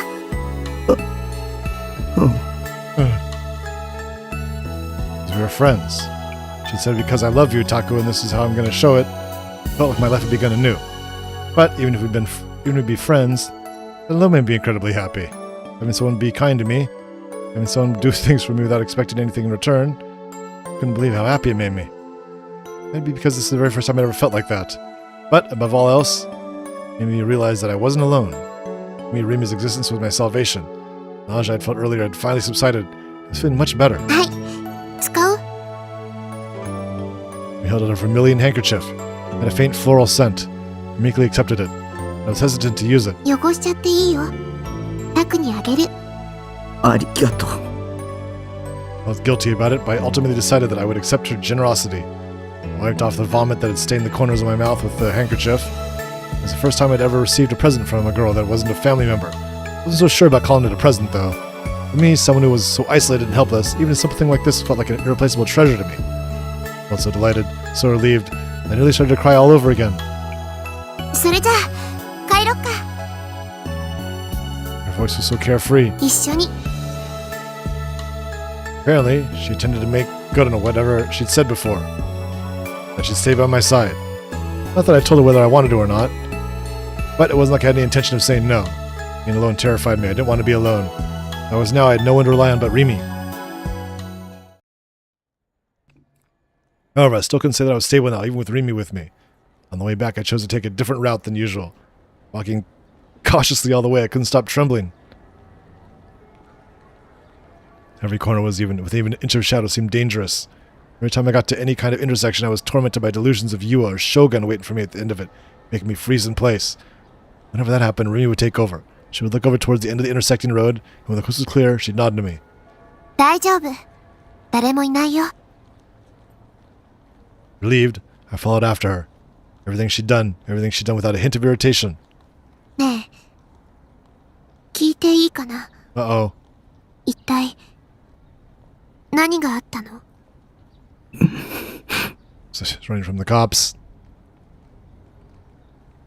I was sadly hesitant to tell her. I said something here, Rimi could become a target for Shogun. Would get her involved. 話したくないなら無理に話さなくてもいや、話すよ。 Mouth had already started moving. Definitely didn't feel comfortable with the prospect of getting her involved, but I didn't explain to her what was happening here. Wouldn't be able to understand the gravity of the situation. For the sake of my well-being, I had to turn a blind eye to the possibility that it might put her in danger. She being the one that said she'd stay by my side, so I was sure she'd be fine with it. So I told her everything. I told her that Shogun was the actual New Gen culprit, that Yua was one of his underlings. They were both stalking me. What had happened in front of 107 the other day, I laid it all bare, albeit with not enough fair share of stuttering. うーん I told her about the time Shogun appeared before her in a wheelchair. Rimi's lips pursed, she began to ponder. I always wanted to ask her about... I wanted to ask her about back then. Just seemed like... What? Seemed like now was as good as a time as any. Okay, I don't know what happened in that sentence there. いたかな車椅子のおじいさんなんて She certainly didn't sound like she had. 思い出して。大切なことだ。でも Made me frown, almost like she was hesitant to say what was on her mind. そもそもあの時渋谷の駅前が無人だったなんてことなかったよいつもと同じだった That was what Rimi had seen back then. I was hoping that she and I would agree on what we'd seen, but I guess not. Rimi or me, which one had seen what the area was actually supposed to look like? Have I been wrong about what I'd seen after all? Had the empty Shibuya been nothing more than a delusion of mine? But if it was, there's a small discrepancy. An old man had appeared in that empty Shibuya, Shogun. What was the explanation for that? That Shibuya being empty part was a delusion, then Shogun could be a delusion as well. 駅前って人が多いでしょだから車椅子の人がいてもなかなか気がつかないだろうし要するに見てないってことごめんね役に立てなくて At the very least, I knew Shogun himself wasn't a delusion. At first, I thought he was just a delusion. Ever since the group dive video had come out, my perception of him swapped to the exact opposite. Shogun was real. He existed in reality. But the empty Shibuya, meanwhile, it could have been just a delusion. In reality, the front of the station had been overflowing with people, just like it always was. I was the only one to observe something different. A different set of scenery than everyone else. But how could that be possible? ねえれよりお願いがあるんだけどいい？ Maybe my reality was reskinned. Rimi joined her hands together in a prayer-like gesture. CD を買いに行きたいんだ。せっかくここまで来てからちょっと CD? 塗っていきたいんだけど What? いいかな？ I really wanted to get back to my base as soon as possible. The reason I'd taken such a long detour was because I was afraid of the possibility of that Yua or Shogun might be ready to ambush me. It wasn't so much I could go on some sort of sopping spree. But if I were to refuse after all that, she might end up going back to her promise to stay by my side. If I were to fuck up badly enough, she could get angry and leave by herself. What the hell should I do? This sucked. I needed Rimi to stay with me. I wasn't sure if I could make it to my base alone. In the end, I wasn't able to refuse. I did what I had to do in order to survive and stuck as close as possible to her. I guess it was reasonable to think that Yua wouldn't attack me in a public place like this. I was more afraid that they might have been hiding among the crowd. Every time I'd almost bump into someone, I would scream inside my head. パトカーだ。 Rimi's words frightened me. I quickly retreated behind her. Yes! Rimi was right. There were 2 police cars parked on the road, and right next to them were 3 police officers in uniform. Oust the criminal for a safer city. Not my Shibuya.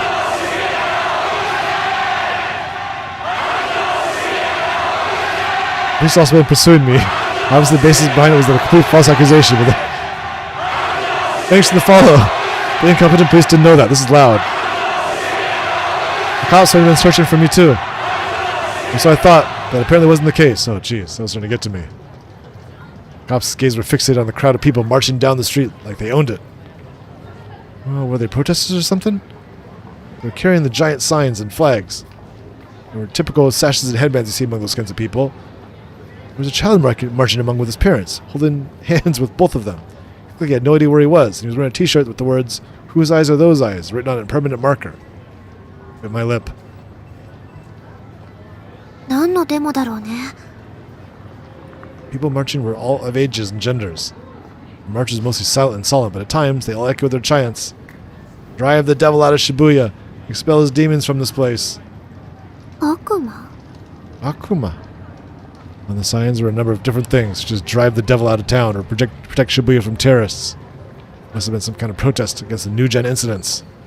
There's no point in protesting against that. If they had the time to do that, they could just please hunt down the Shogun and kill him. Then I don't have to worry about him anymore. タク、行こう。 Totally uninterested, Rimi turned to gaze away from the protesters and quickly started walking towards the entrance to the CD shop. The CD shop. As soon as we entered the shop, Rimi headed straight towards the indie section. Unlike the J-pop section, there weren't many customers there. Rimi stopped in front of the shelf P. I was looking for the CD she wanted. Not Phantasm. No! After a minute of browsing, her shoulders slumped. やっぱりないな。 An indie group whose name started with P? Could that be... タクはファンタズムってバンドを知ってる？ What 今 is 話 going 題になっ on? てるけど。 Everything's connected in this game. They're all the rage right now. So it was them. I did not know them. I'd even got to see the concert. I owned a CD. You put the hand on me out of it. Oh yeah. Well, say you don't have to draw as much then. You just run some normal picture through a filter and then put some hand on me out. That turns into your background. I nodded and Ruby smiled. 私、そういう情報は結構疎くて、最近になって知ったんだ。それで、友達に借りようかと思ったんだけど、なかなか手に入らないらしくて、誰も持ってないんだよ。Why does she look sort of like Seroton? Is that on purpose?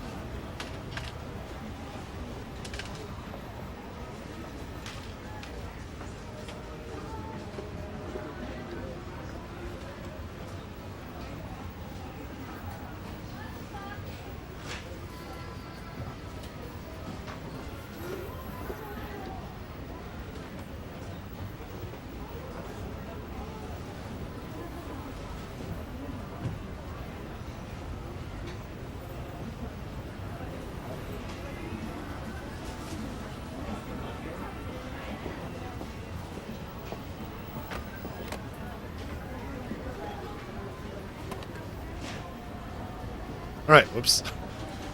だから CD 買うしかないかなって思って、ここ1週間ぐらいあちこち探してみたんだけど、どこも売り切れ中。 Everybody loves Phantasm. It's also the name of a wacky horror movie from the early 80s. 次はいつ Had a 入るん ball だ with, ろう with the blade sticking out of it. 僕、持ってる。 I own it. Yumi's eyes went wide. 持ってるって CD?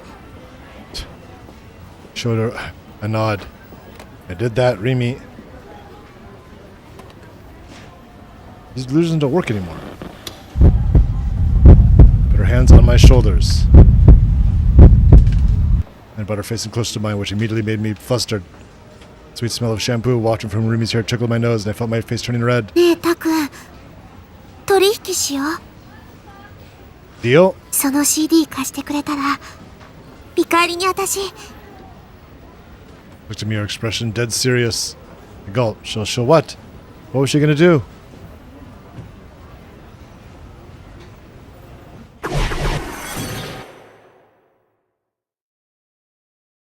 Finally, we get the delusion again. Why do we have all those ones that it wasn't a delusion? That makes no sense. Or maybe it does make sense, I just don't know what it means yet. Rimi's cheeks flushed slightly in embarrassment. Then, having seemingly made up her mind, she whispered something to me. 私のこと好きにしていいよ Family's delusions.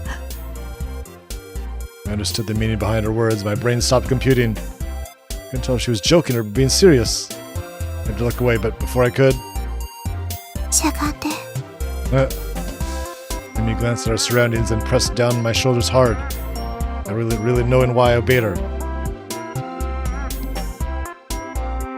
Crouched down and leaned against the CD shelves, hugging my knees.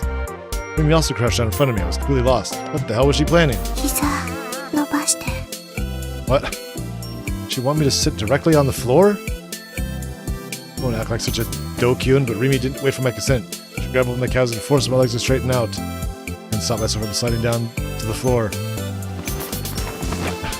What the hell?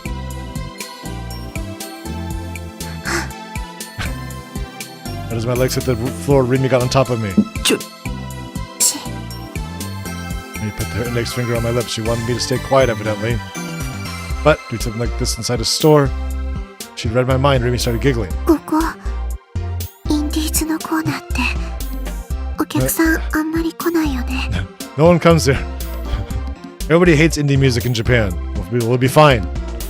こうしてしゃがんだら周りから見えなくなっ But ち don't ゃう worry. This is the indie music section. Jackie first, yeah, don't worry. What was she implying? タク Rimi moved her face in even closer. Her breath stroked my cheeks. It was hot. I avert my gaze from Rimi's shimmering eyes. Couldn't feel myself being sucked right into them. Like I was under some sort of magic spell. Rimi was staring straight at me, just as I was at her.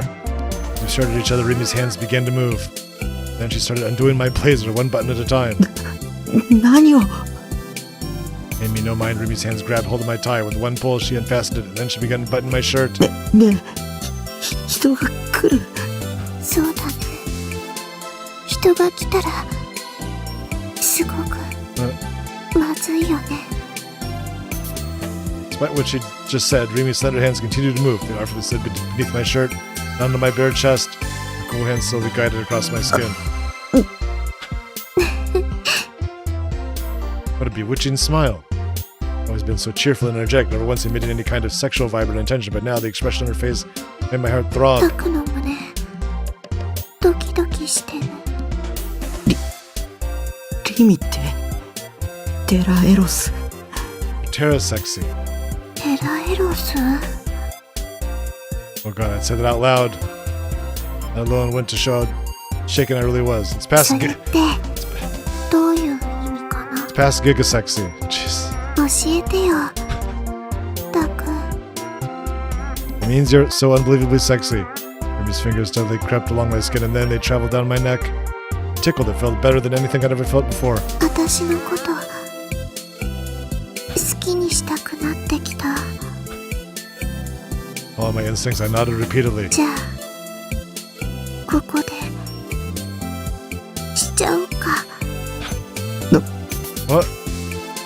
Couldn't believe my own ears. Do it? Did she mean? 何を No! おーい。 Suddenly, I came back to myself. Rumi was waving a hand in front of my face, her eyebrows furrowed in confusion. I wasn't sitting on the floor, and Rumi wasn't on top of me. Just standing there, facing each other like people normally did. どうしたの？急に意識がどこかに飛んじゃってたみたいだけど。Tripping out. なんでもない。落ち着け。Took a step back from Rimi, turned back to her, and took a deep breath. Loses virginity up. Holy shit, having the hottest delusion of all time. So fucked up, not to mention a self-loathing idiot who had just thought that. Mistake one, no. Actually, no, forget that. Rimi was the one talking to me about giving me something in return. He's that line in an infinite number of H scenes. Nigga's ever dipped his toes in the genre would have imagined would have had his imagination go wild over it. Anyway, what was she actually planning to do for me? その調子だと話聞いてなかったでしょう。うん。じゃあもう一回言うけど、私のお気に入り CD を貸すっていうので手を打ってくれないかな。は？ No, we're still back there? Oh, man. ねえねえ、いいでしょ？お願いします。この通り。ああ。 Life was a cruel mistress. Well, I suppose it was my fault for expecting anything. Come to think of it, I wasn't supposed to be into 3D girls after all. Yet, I just had a delusion about doing that with Rimi? Why? When I agreed to Rimi's proposal, she delightedly struck a victory pose. That sight was so amusing to me that, despite the critical situation I was in, I couldn't help but laugh. Managed to make it back to base safely. Thanks to Rimi, of course. One thing ended up catching me off guard, though. When we arrived, I asked her to wait outside while I cleaned up my room, but she flat out refused. だって前に来た時に汚いっていうのはよーくわかったし、今さら片付けたって無駄だよ。かっこつけなくてもいいって、私とタクの中でしょ？ね？ Yeah, but I wish I knew what exactly that meant. For me, it was completely absent from my memory. I didn't really know her. Every once in a while, I'd find myself taken aback at how ridiculously friendly Rimi was whenever she talked to me. It wasn't unpleasant or anything, it only made it all the more clear how different we felt about each other. On that particular note, was Rimi serious about there being no point in me cleaning my room? Or was littered with empty boxed lunches? And bed was piled high with eroge cases. Eroge cases not exactly the most SFW safe word cover art. Either Rimi had nerves of steel, or she had no reason to feel on edge around me. Trying to figure out which it was only made me feel even more confused. Rimi, and aware of how distressed I was, went to sit on the sofa, looking earnestly over the lyric book included in the Phantasm CD. I plopped down on my chair, and the tension flooded my body left soon after. My mind was completely maxed after spending most of the day terrified. I wasn't feeling that exhausted. Maybe thanks to Rimi being there. さて、どうしよっか。 Closing the lyric booklet, Rimi stretched out her arms high and sent a smile my way. What should we do? What are we supposed to do? She didn't come here to hang out or anything. She just wanted to lend her a CD. She was doing me a favor by staying with me, but what the hell are we supposed to actually do? We have to do anything? If we were in Eroge, we'd probably jump straight into an H scene, but... Wait, stop. I really should be thinking about that right now. Even under the best circumstances, it was still a really tense situation, being alone in my room with a 3D girl after all, and all. If I were to have some unwelcome delusions, I might suddenly shoot back to reality, end up saying something weird. So I'm just gonna go... Silence. Rimi was staring vacantly at the various manga scattered on the floor and the eroge piled up on the bed. Awkward? I knew that the most awkwardness would dissipate if I just said something, but the subjects I could think of were video games and anime. Doubted that Rimi knew anything about either. Wouldn't it be more logical for Rimi to say something? She was the one who said she'd stay with me and all. This is going to be a bad time. She actually expected me to lead the conversation. Jesus Christ, I really did suck with 3D girls. I was grateful to her for staying with me, but I couldn't handle the sheer unrelenting silence. The fact that the room barely had any light was also an issue. It gave off the illusion that the room was dark for some lewd reason. Unable to take it anymore, I turned to face my PC. Look up something. Been thinking about it at school. It might end up giving me a hint as to how to get my hands on a D sword. Also, transit images pictured in my mind to actual images. Using what Senna had told me about VR technology and people being electronic devices as a base, I began researching the subject. 何してるの？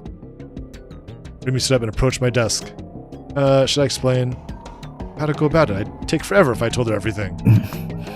ねえねえ、何してるか教えてよ。 Trying to get a D sword. Seeing no reaction from me, Remy poked me in the back with her finger. I can just ignore her, right? Yeah, it'd never be that easy. 君は、妄想が現実になるって信じられる？ It's a great thing to ask. As I entered a few keywords into the search bar, I spoke without looking at Remy. Said I pretended I was talking to Sayori-tan. 妄想が現実に無理でしょ。 Wait a minute. Is that Sayori-tan or Remy? もしそれができたら、人はとっくに万能になってるよ。Good point. It's a good point, actually. Delusions created a world in which any action, no matter how unrealistic, was possible. If it would become reality, the unreal would become real. Unreality would become reality. それがどうしたの？それに近いシステムがアメリカで特許あるんだ。 It's in America, it's not in Japan yet. へえ、冗談でしょ。 I feel Remy's doubtful scoff on my back. So in response, I showed her the image of the patent that Shiho had found for me. これは？特許の証拠写真。本当に？ Remy leaned forward and brought her face close to the monitor. She was right up next to my face, peering intently at the screen. 私英語って苦手。すごいね、タク。英語読めるなんて。 It was way too close. It was so close I could see the glittering of her eyes that reflected the light of the monitor. I got flustered all over again. ねえねえ、どういうことか教えてよ。 It had piqued her interest.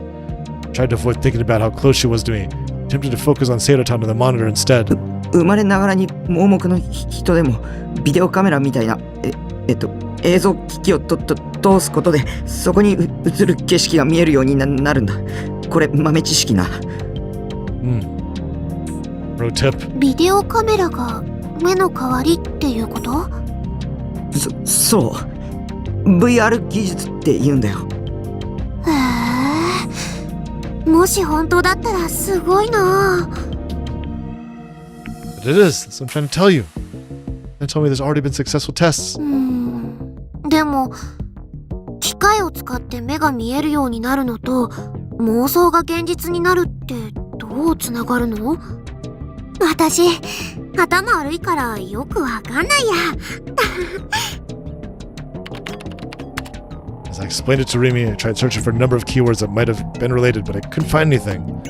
Even so, I kept on trying to type more and more keywords. 映像機器に映る景色も脳内で思い浮かべた妄想も電気信号だから。逆に考えるんだ。脳内に電気信号を送るんじゃなくて脳内から電気信号を送るって考えるんだ。ほほう。 Oh no. I got more filler responses. I probably didn't understand a thing I was saying, probably. Couldn't be bothered trying to explain everything in detail, so I just stopped trying, and I concentrated my research. It didn't really matter if she understood or not. After all, it was nothing more than a hypothesis I'd come up with. Mimi was still making noises and nodding to herself. I'm to ignore her. I've been doing a whole lot of searching, but I was unable to find any data to confirm my hypothesis.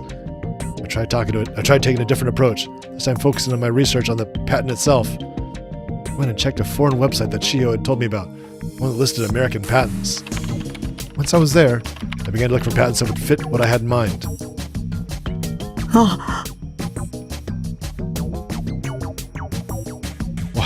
Why does this... This looks like a picture that a crazy person would hand out to you, like on a street corner. Controlled by EM waves, dude. After following a few links, I finally found an image with a similar vibe to the one Shiho had sent me. At a glance, though, the patent was clearly different from the VR apparatus one. I should read it right away. 神経信号パルスを遠隔地からモニターし、それを映像および音声として再現する装置と方法。Oh no. Using satellites. This combination of satellites and giant antennas. おお。 That's exactly what I had in mind. I involuntarily leapt out of my chair. ここれ、すごいぞ。すごいの？何が何が？簡単に言うと、これ、他人の思考を盗撮する技術だ。思考を盗撮。 Sum it up, the audio and video people are imaging in their heads can be stolen by a certain apparatus. Moreover, he even said that the nerve impulses can be monitored from satellites. It meant it was possible to spy on a subject's thoughts no matter where they were on the planet. Oh my god, I'm trying to put on a tinfoil hat. 本当にそんなことできるの？ SF 小説とかそういう類なものなんじゃ？ Someone say tinfoil hat in this game. I demand it. 特許ってそのシステム自体が完全に仕上がってないと絶対に取得できないんだって。You can't get a patent unless it worked? Did I read that right? No. It's not it at all. It made it clear to me when I've been looking up stuff about patents earlier. It's just to protect an idea. It doesn't actually have to work. だからこれもちゃんとシステムが確立されてるってことだよ。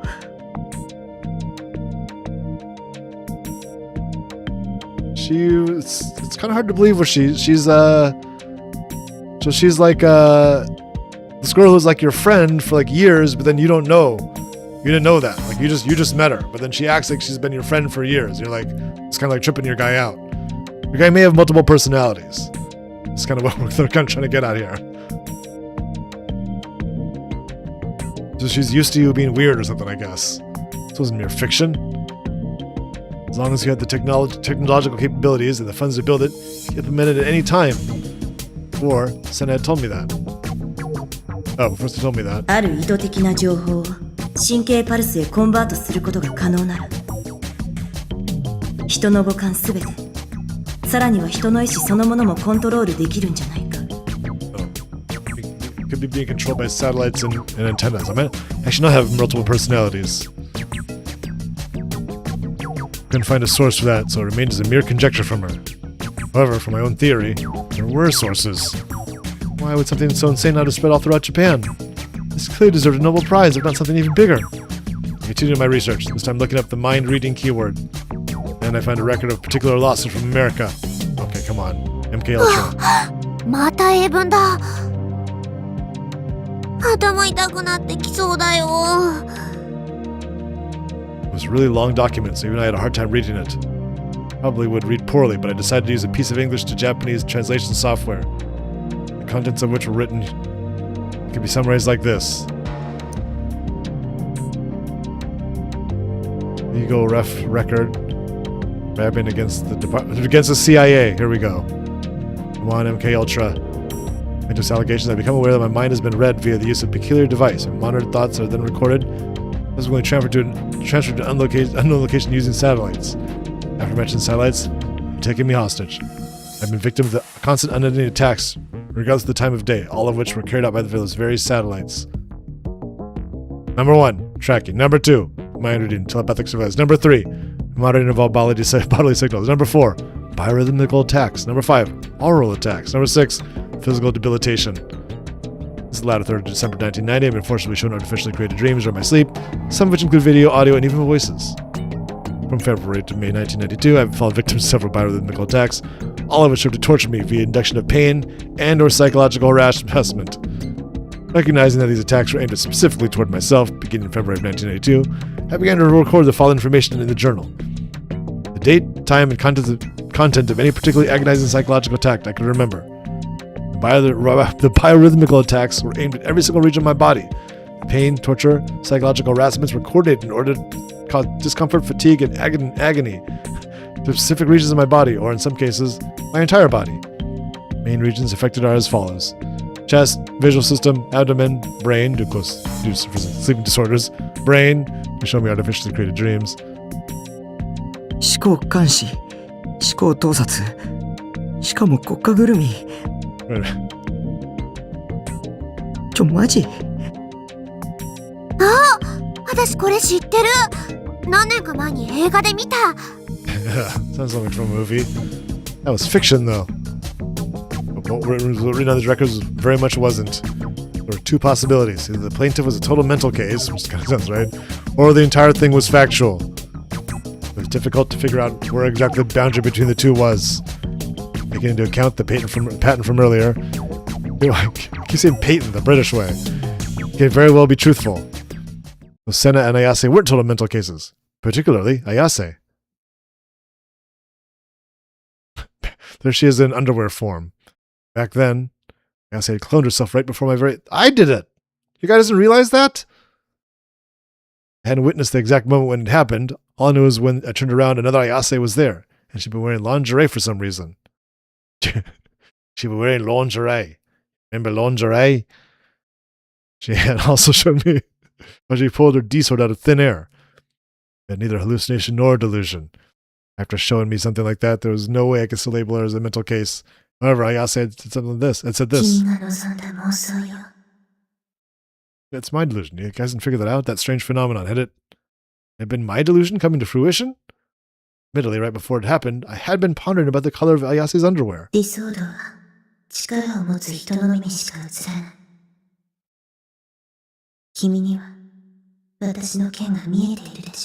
proof I have the power.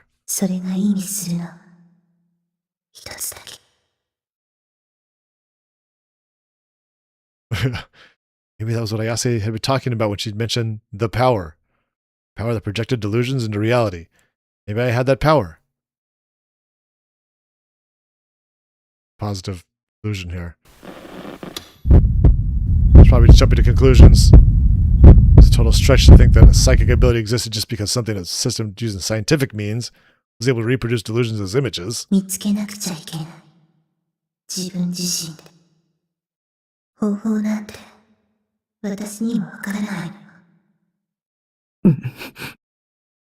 what if the method to obtain a D-sword was by using such a psychic ability? So let's suppose I had that ability within me. Might have been worth a try.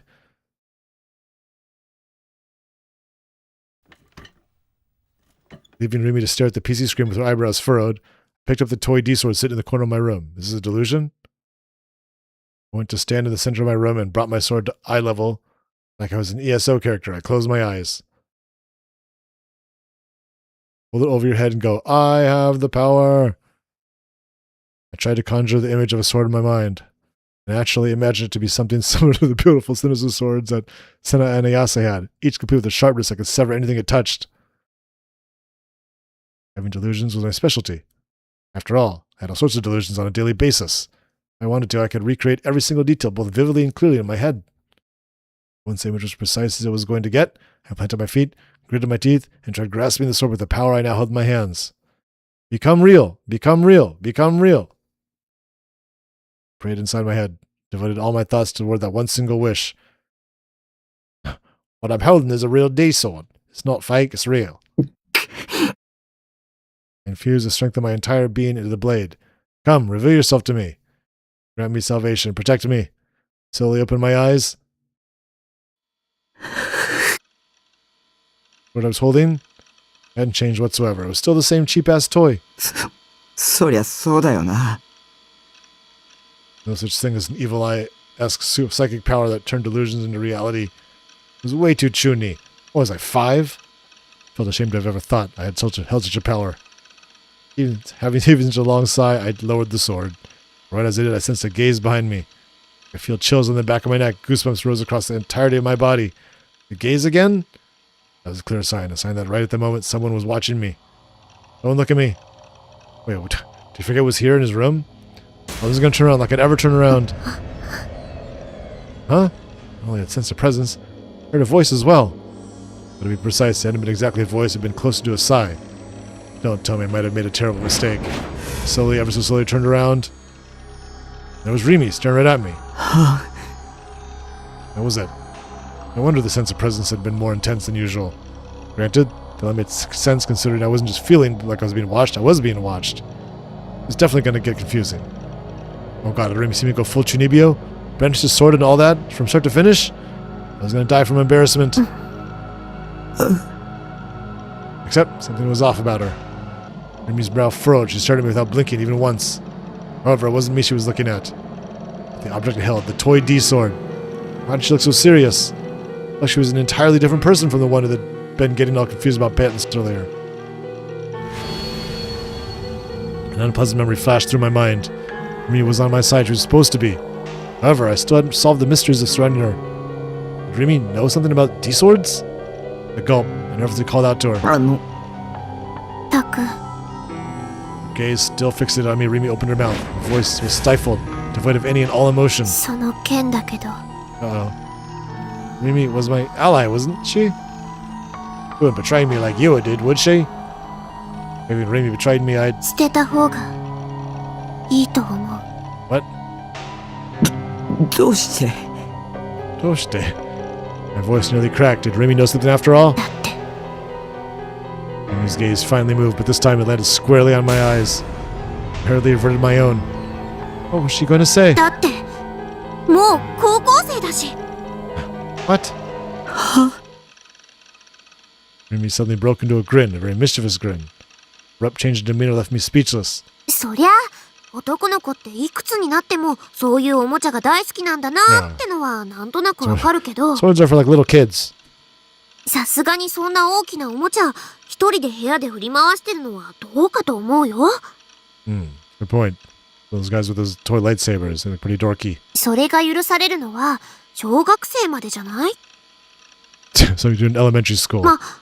でもタクの個人的な趣味を私の前で披露してくれたってのはちょっと嬉しいかも。 I'm in a live action roleplay.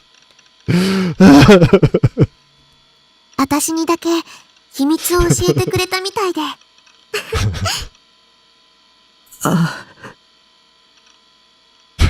So, it's level 2 sword. Takes 2 hit points every time hit someone with it. What the hell, man? I got all scared for no reason. そもそもそれどこで買ってきたの？高かったんじゃない？ 1万円渋谷の雑貨屋で It was right next to a bunch of sex toys. へえ、1万円か。安いのか高いのかわからないけど。でもそんな大きなおもちゃが普通に売ってるんだね。私そんな大きなのを直接見たのって初めて。その雑貨屋さんに売ってるっていうのは誰かに教えてもらったの？ He really wasn't gonna let it go. Was she interested in these kind of swords or something? Ibrahim was actually a total chunibyo in disguise. So the one who'd been making fun of me for having a sword actually wanted one herself? Tsundere much? 自分で調べたネットでネットか。 Netto. Online. すごいな。何でも情報が手に入るんだね。私は全然ダメ。パソコンなんてろくに使えないよ。で、その件って流行ってるの？なんでタクはどうしてそれを買おうと思ったのかなって。 I should just tell her the truth. She was going to stay by my side moving forward. Maybe she'd end up helping me search for the real D-sword in the future. If that was the case, it'd be better just to tell her everything now and get it out of the way. これは偽物だけど本物があるんだ本物？ Mimi tilted her head, puzzled. 本物を持ってる人を僕知ってるんだ2人いる同じ学校の女子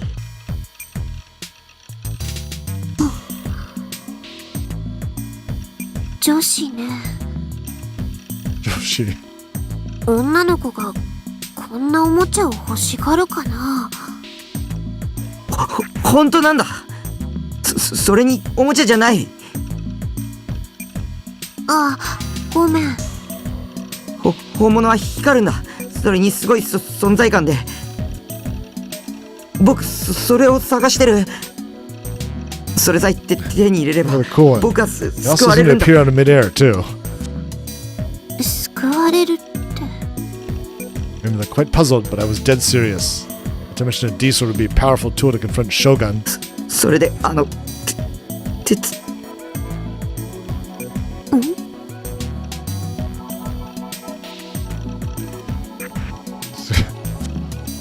really wanted to say that I needed her help to find it. However, when I thought about what I could do even when she said no, I grew too scared to actually say anything. I dropped the fake sword on the spot and sat down on the sofa. With a sigh, I closed my eyes. Remy offered me her help in order to find it? If she did, everything would turn out okay. I knew how unrealistic it was to expect her to go that far. Up until now, Remy had always come dashing to my rescue when I was in a tough spot. Almost like she could read my mind. In that case, maybe とにかくもし本物があったとしてもそれこそ買ったりしちゃダメだよ。ね。今タクが持ってるのはおもちゃだからいいけど本物ってことは銃刀法違反になっちゃうんだから。 Cops will be after you. You can't have swords. Hopes were crushed instantly. What an insane disappointment. Then again, Remy's reaction made sense from the POV of an average person.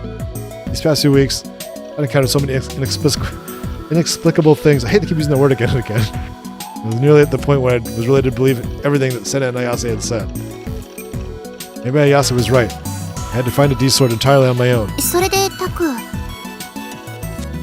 Let Remy sit down next to me. その本物の剣を持ってる女子って誰かな。 They're hot. The voice came from very close by. She was right next to me. It was just the two of us in a closed, dimly lit room, and we're sitting right next to each other. Emergency! Everyone in battle stations. タクに女子の知り合いが私以外にいたなんてちょっとびっくり。もしかして彼女？ So that's where she was going with this? Could it be Remy was trying to seduce me? The only possible conversation that could result from this topic was one centered on romance. After I told her the truth, she'd give me her confession and the mood would start getting really hot and heavy. And then... Oh god, I couldn't do this. I wasn't even remotely prepared for this. I opened my eyes and frantically shook my head. Both Ayase and Senna were mysterious creatures, not to mention absolute mental cases. Schizo didn't even begin to describe them. I'd have moed over them if they were 2D characters, but never moe over 3D shit. Especially with Senna. Talking to her just scared me. It wouldn't surprise me if violence wasn't just part of her MO. I wanted to stay as far away from her as possible. そっか。ちょっと What's up, Pink 安 Spike? 心したか Oh な。 man, I want to go to In-N-Out.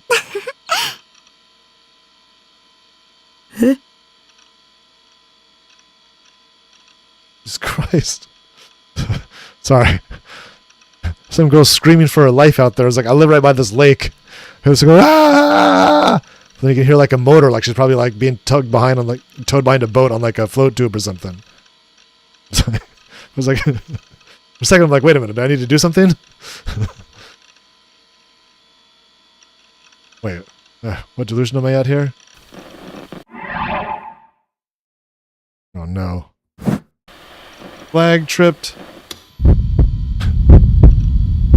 Oh shit, oh shit, oh shit, my old body frozen in place. She clearly said it on purpose, right? She's subtly hitting on me right now? Judging from the flow of this conversation, there was a good chance Remy had me right where she wanted me. How should I answer? Should I just come out and say exactly what she wanted to hear? Yeah, surely nothing bad could come from that. But I wasn't sure I had the confidence to go out with the real girl.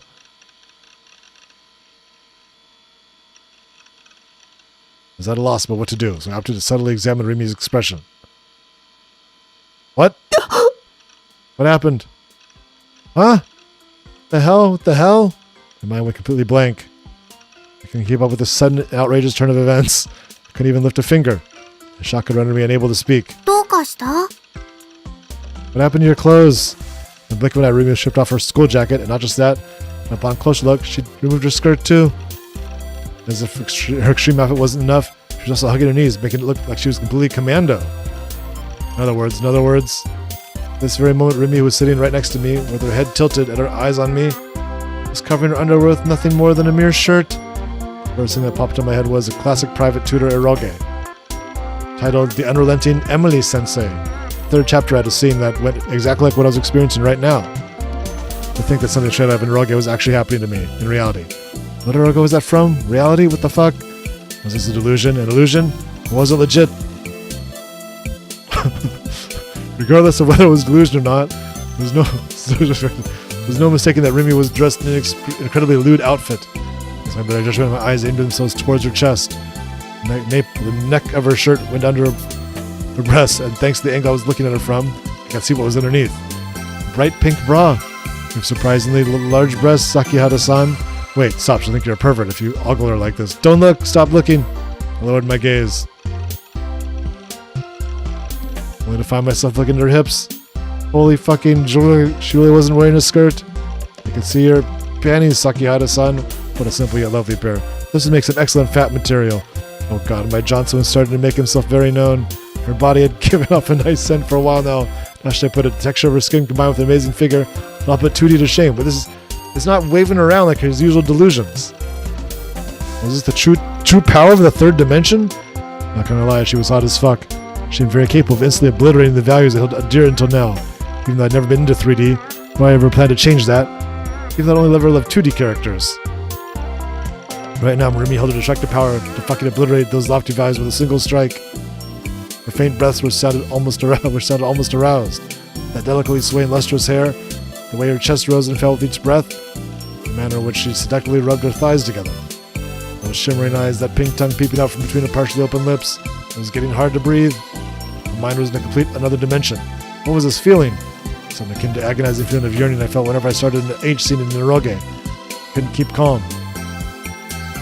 ねえタク Rimi called my name in a sickly sweet voice.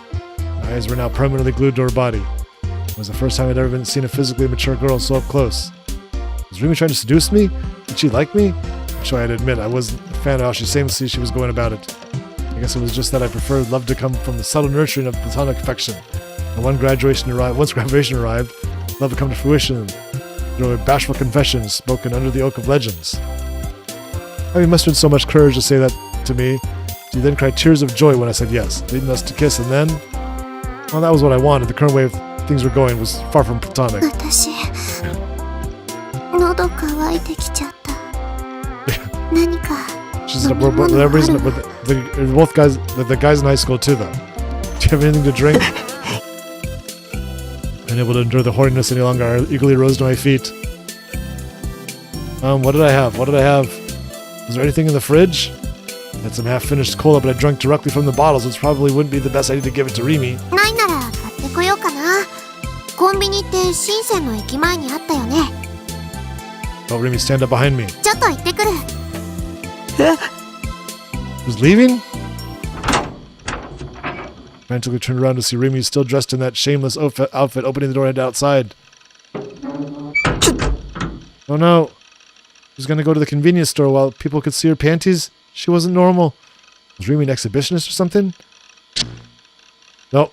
My delusion ended. 露出狂 Putting that behind me made me literally jump in the air and land on my ass. I said, Rimi should have been just about to leave the room. Not only that, she was wearing her usual outfit, and it was fully on. Looked down at me with wide eyes. びっくりした Some of my delusions now don't have the wavery thing. Now I don't even know what's happening and what's really happening. This game has tricked me into. Now I don't know what's really happening and what's not happening. Because before, for the first 20 hours of the game, every time you had a delusion, it was always this wavery screen. And I said, why is it not happening for the last 3 times? But now, that time it was a delusion, but didn't have the wavery screen. 急に大声出さないでよ That was those 2 times that I thought it didn't happen. Those were actually delusions. It's better than the sister one. Yeah, I know. I saw her too. さっきから変だよ一人でブツブツ言い出したかと思ったら急に大声上げるしどうかしたの I was Rimi there now. I should have been just about to leave the container. In my home. Had half-naked Rimi been a delusion? She felt so real. I hadn't touched her, but merely looking at her skin made me think how squishy and soft it'd be if I touched it. Wait, what the hell was I saying? This is in my mind today. ねえタク Cringed when she called my name. Did she hate me now? What would I do if she was already fed up with me? If Rimi wouldn't stay with me, I wouldn't even be able to go out alone anymore. 私喉乾いてきちゃった何か飲み物ある She asked me the exact same things before. However, rather than that sultry tone than before, her voice is perfectly normal now. Shook my head from side to side. Rimi poked her temple with her index finger and pursed her lips in thought. ないなら買ってこようかなコンビニって深センの駅前にあったよね I thought you just said my fantasy too. じちょっと行ってくる。 Good, now you have clothes on. She gave me a big smile, then left without waiting for my response. Probably a smart move on her part. I only watched for her leaving her days. She was going to the convenience store in uniform, which is completely normal. Half-naked Remy from before really had been a delusion. The mixture of both relief and slight disappointment. But, half-naked Remy, Ayase splitting it in two. What kind of mechanism was capable of reproducing those delusions accurately enough to feel real? Had it even been that, though? I have powers or not? If I did, how could I actively use them? How could I obtain a D-sword? I was still stuck in a deep maze of questions, unable to do anything but wander around aimlessly. Oh no, not this again. While Remy went out shopping, I went back to the researching the patent and mind reading. When I reached my computer, I noticed that Grim had entered the chat room and was looking for me. I sighed and looked to enter the chat room. Look who finally decided to show up. I ventured those whose eyes those eyes mode. Fuck was whose eyes those eyes mode. Grim obviously just wanted to use the phrase for the hell of it.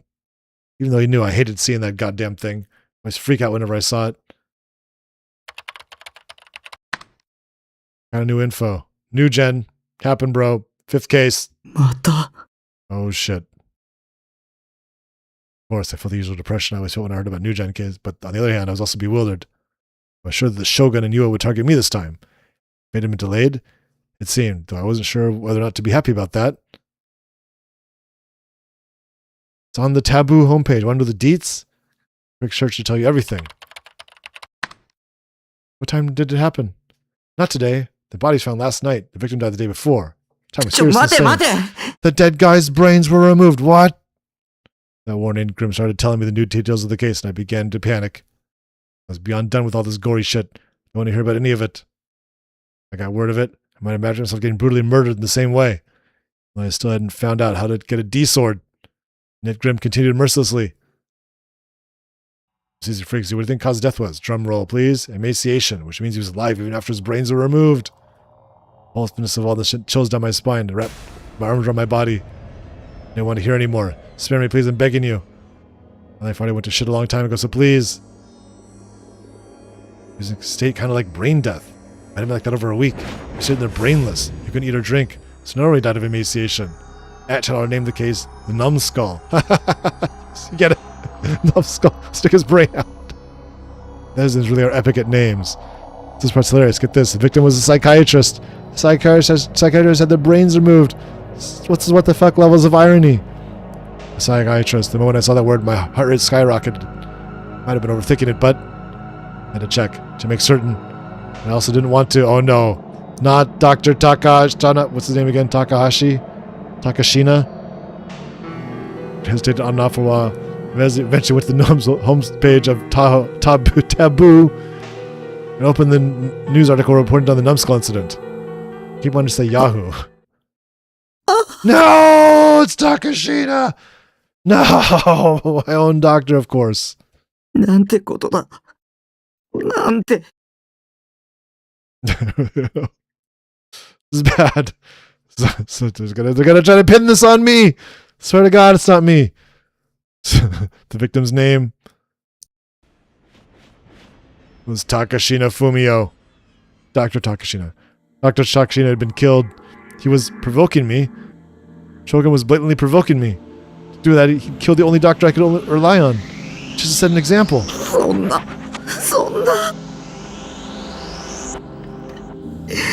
助けて、誰か助けてくれ Come on, Seiratan. Not out a scream. Come back, Remy. Forget about the dumb water or whatever you went to get. My mind was gonna be disarray. I felt like I was on the brink of snapping.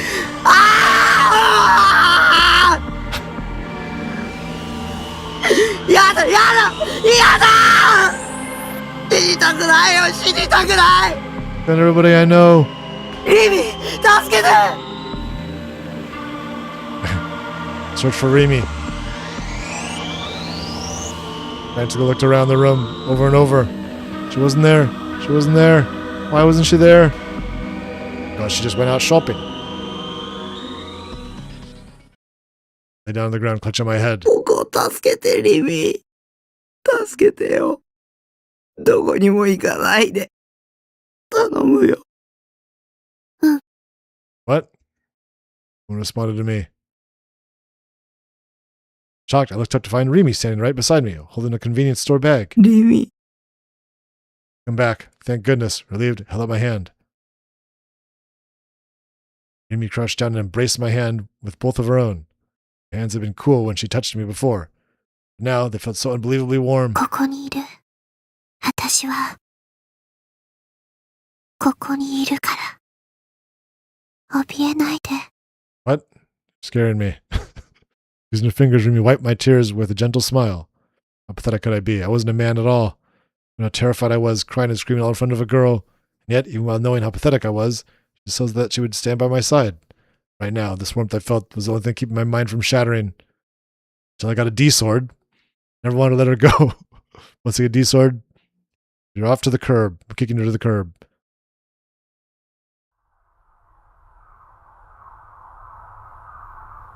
Oh. We're going to another character now. Alright. I'll stop here for now. This game's insane. Everything seems to be in some kind of loop here. Where everything keeps like rolling back on itself. Let me save.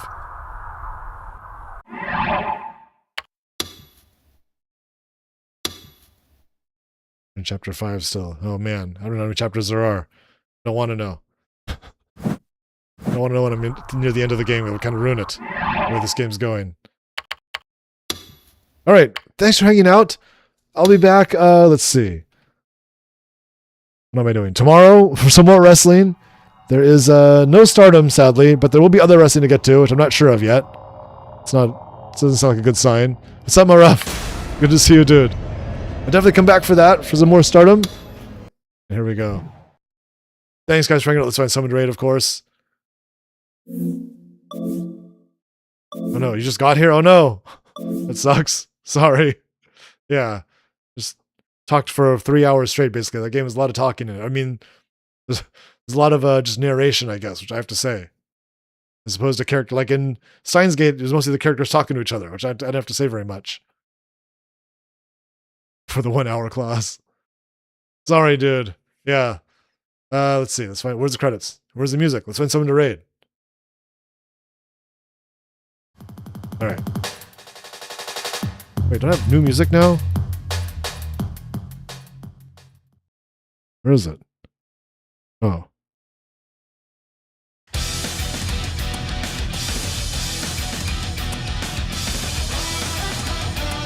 Alright, thanks to the new follower. Oh, High Score Run was here. I didn't even see him.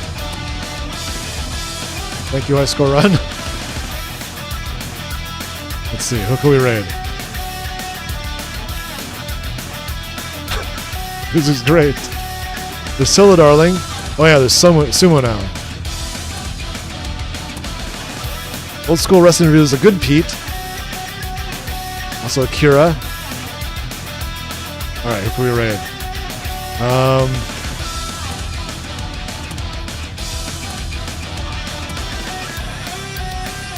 Let's do a good Pete for now. Kind of makes the most sense. He's playing Champion Jockey. Wait, what? Oh my god, is it a jockey game? What is this on? I already want to play this. Looks kind of old. G1 Jockey and Gallop Racer. It sounds old. Alright. Everybody have a great night, or a great weekend. And, great week. And definitely come back tomorrow if you can for some wrestling. It'll be at 7 p.m. Eastern Time, 4 p.m. Pacific Time. For some more gaming, I'll be doing this again at 2 p.m. Eastern Time, 11 a.m. Pacific Time on Wednesday. So, do another few hours into this game, and then yeah. I'm not sure how much further, how long it goes, but actually I have no idea. But let's see if we're halfway through the game. I have no idea. It feels like we're not halfway through the game yet. Anyways, everybody have a great good one. Hope to see you again soon. Say hello, say goodbye.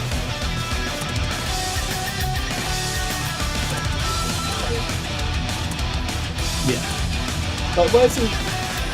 Am I even in the surgery at this point, Justin? Or have I been led into a sort of dark village hall? With all my friends jumped out. Where's the surgeon getting the cake from, anyway?